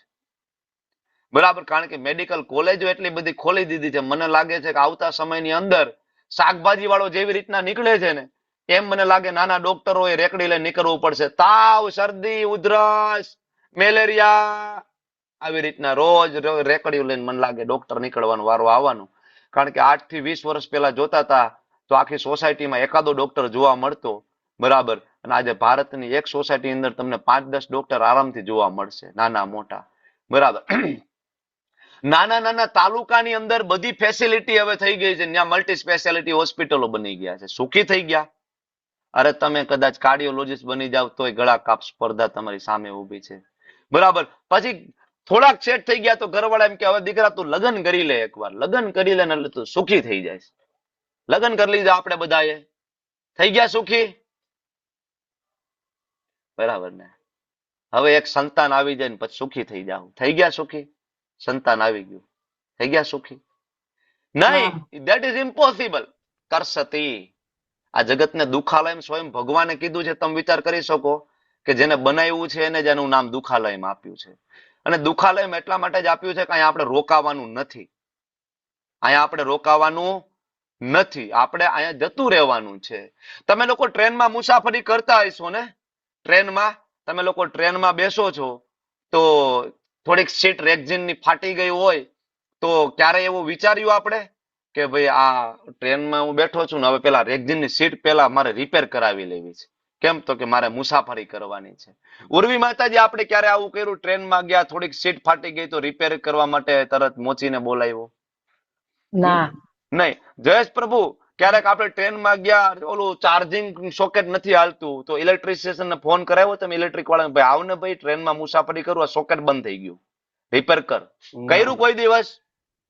ના, નહીં. ક્યારે નહીં. શું કામ નથી કર્યું? શું કામ નથી કર્યું? જવાબ આપો. આપણું નથી. નથી. ઉતરી જવાનું પ્રભુજી, થોડી વાર બેસીને પછી ઉતરી જવાનું છે. હા, પેલી વસ્તુ આપણું નથી, બીજી વસ્તુ ઉતરી જવાનું છે.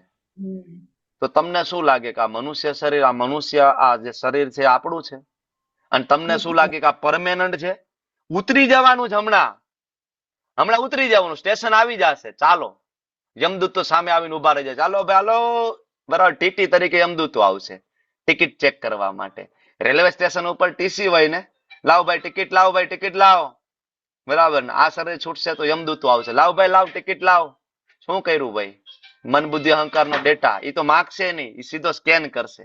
મન બુદ્ધિ અહંકાર, હા બરાબર છે, આ પાપ કર્યા છે, તળો ભાઈ આને તેલમાં તળો, સિંગ તેલમાં. બહુ મજા આવતી હતી ને, તળો આને, નાખો, ધોકા નાખો ઊંધો ઉડાવીને.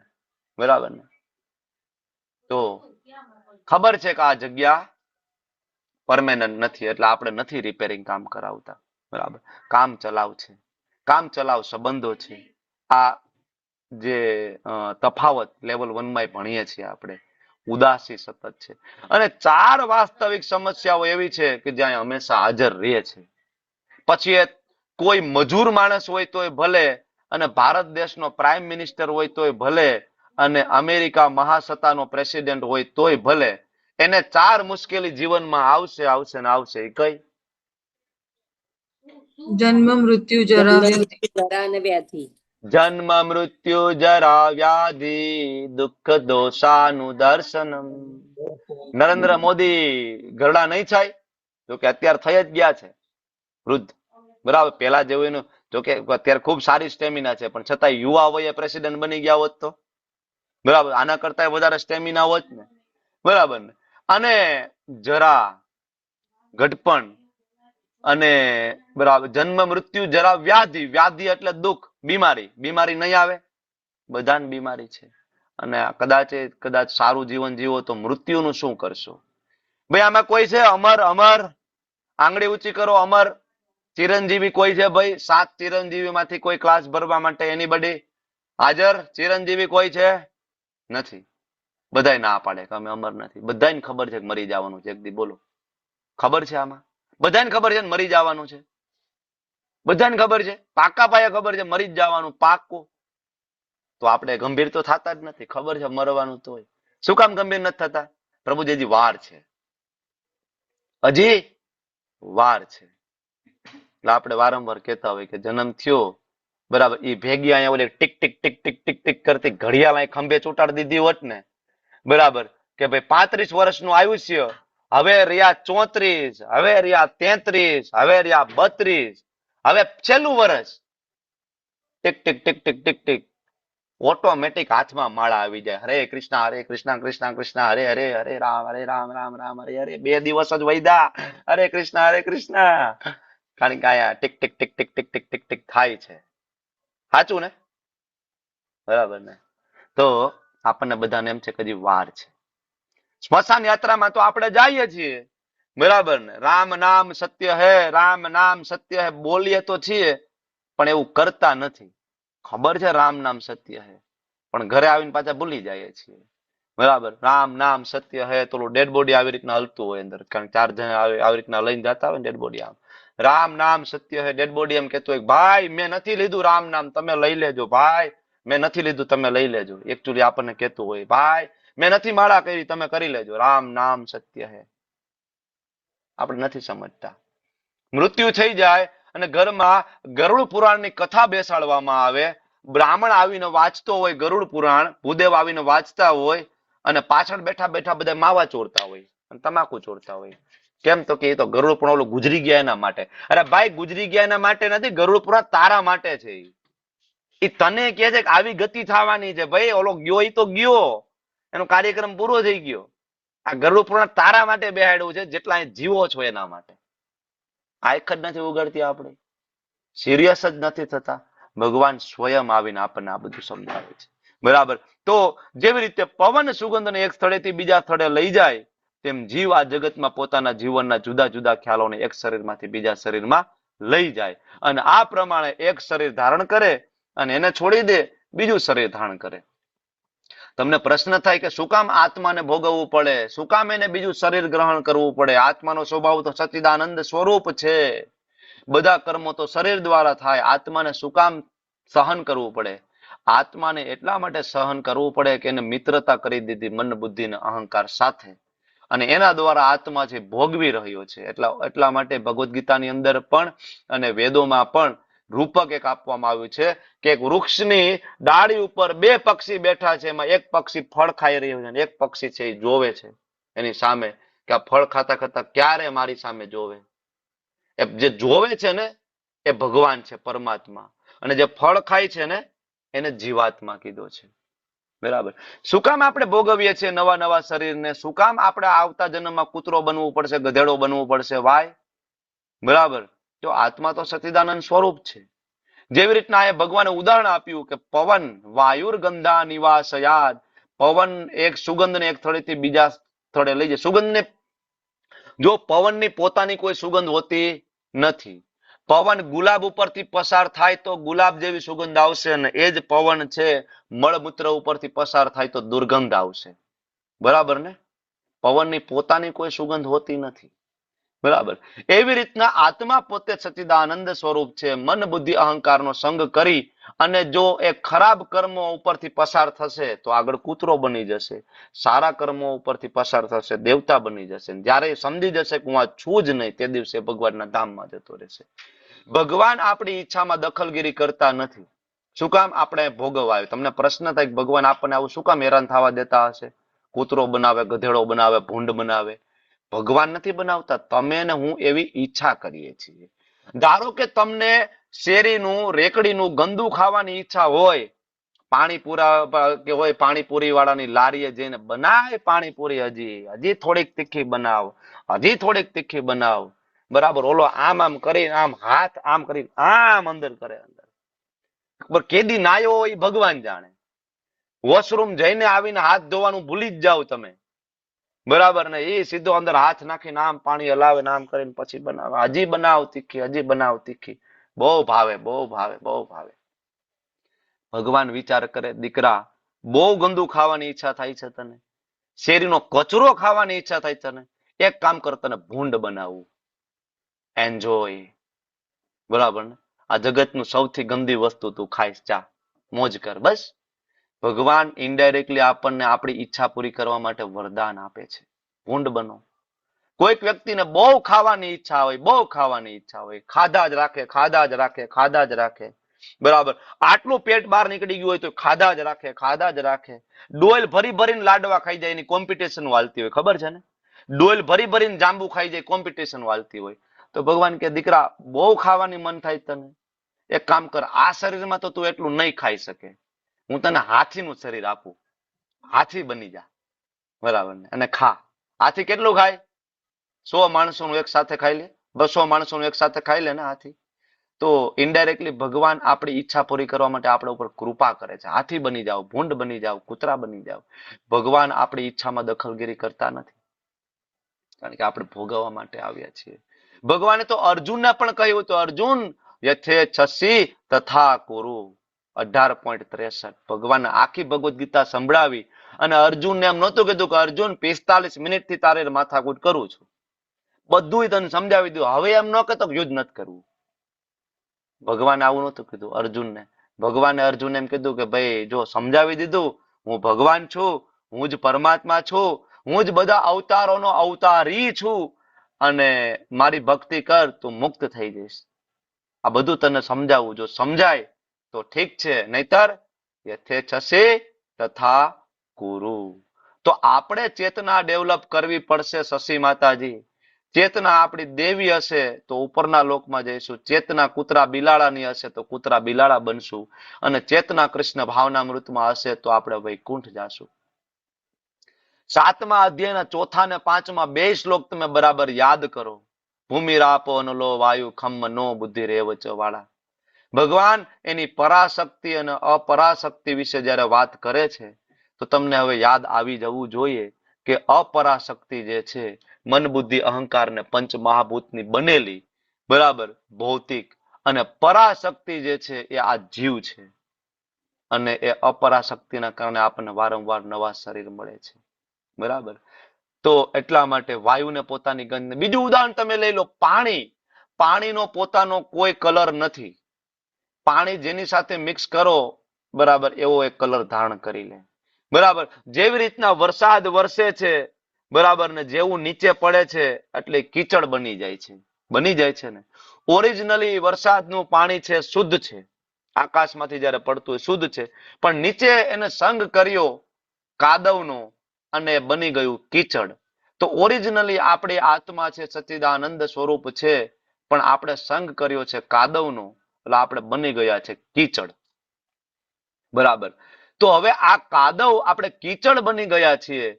તો હવે સૂર્ય સમાન જ્યારે ગુરુ મહારાજ આવે, પ્રગટ થાય, અને સૂર્યના તાપ દ્વારા એ કાદવને સૂકવી નાખે, અને એ કાદવમાં રહેલું બધું જ પાણી બાષ્પીભવન થઈને ઉપર ઉડી જાય. બરાબર ને? ત્યારે પાછું છે પરમ શુદ્ધ થઈ જાય. કાદવ સુકાઈ જાય, પાણી ક્યાંક જાય, ક્યાં જાય? ઉપર જતું રહે. બરાબર. ફરીથી વાદળા બનીને વરસે. તો ગુરુ જ્યારે આવે, બરાબર, ભગવાનના પ્રતિનિધિ સૂર્ય સમાન ગુરુ મહારાજ જ્યારે પ્રગટ થાય, ત્યારે આપણા કીચડ સમાન, આપણા કાદવ આપણે જે સંગ કર્યો ને, જે કીચડ સાથે આપણે સંગ કર્યો ને, તો આની અંદરથી આ કીચડને જુદો પાડી દે. આત્મા સચ્ચિદાનંદ સ્વરૂપ જુદો પાડી દે અને ભગવાનના ધામમાં જવા માટેનો રસ્તો બતાવી દે. તમને કોઈને શંકા તો નથી ને કે ફરીથી જન્મ થાય કે ન થાય? 100% થાય. જાતસ્ય હિ ધ્રુવો મૃત્યુ ધ્રુવમ જન્મ મૃત્યસ્ય ચ. 100% થાય. જેવું આપણે કર્મ કરશું અને એવું આપણને ફરીથી 100% જન્મ મળશે. ગજેન્દ્ર મોક્ષની કથા શ્રીમદ ભાગવતમ 8મા સ્કંદમાં આવે છે. એ ગજેન્દ્ર પાછલા જન્મમાં બીજું કોઈ નહીં, ઇન્દ્રધૂમ્ન નામનો રાજા હતો. બરાબર. આપણે જળ ભરતની કથા આપણે ભણી ગયા છીએ. ભરત રાજા, બરાબર, આગળના જન્મમાં હરણ બની જાય છે, અને હરણ એના બીજા જન્મમાં એક બ્રાહ્મણ પુત્ર બની જાય છે. તો કોઈને કઈ શંકા હોય કે નાના નાના આ જન્મ તો છેલ્લો છે, કોઈને એવી શંકા હોય, ક્યાંથી સાંભળી લીધું હોય કે મનુષ્ય તો આગળ જતા મનુષ્ય જ બને, બરાબર, તો ભગવદ્ ગીતા બરાબર વારંવાર વાંચો, ભાગવતમ વાંચો. વાંછા કલ્પતરુભ્યશ્ચ કૃપા સિંધુભ્યેવ ચ પતિતાનાં પાવનેભ્યો વૈષ્ણવેભ્યો નમો નમઃ. અનંત અનંત કોટી વૈષ્ણવ વૃંદ की जय, श्री प्रभुपाद की जय, गुरुदेव महाराज की जय, श्रीमद् भागवतम भगवद गीता की जय. હરે કૃષ્ણ કૃષ્ણ કૃષ્ણ હરે હરે, હરે રામ રામ રામ હરે હરે રામ રામ રામ હરે હરે. હરે કૃષ્ણ પ્રભુજી. હરે કૃષ્ણ.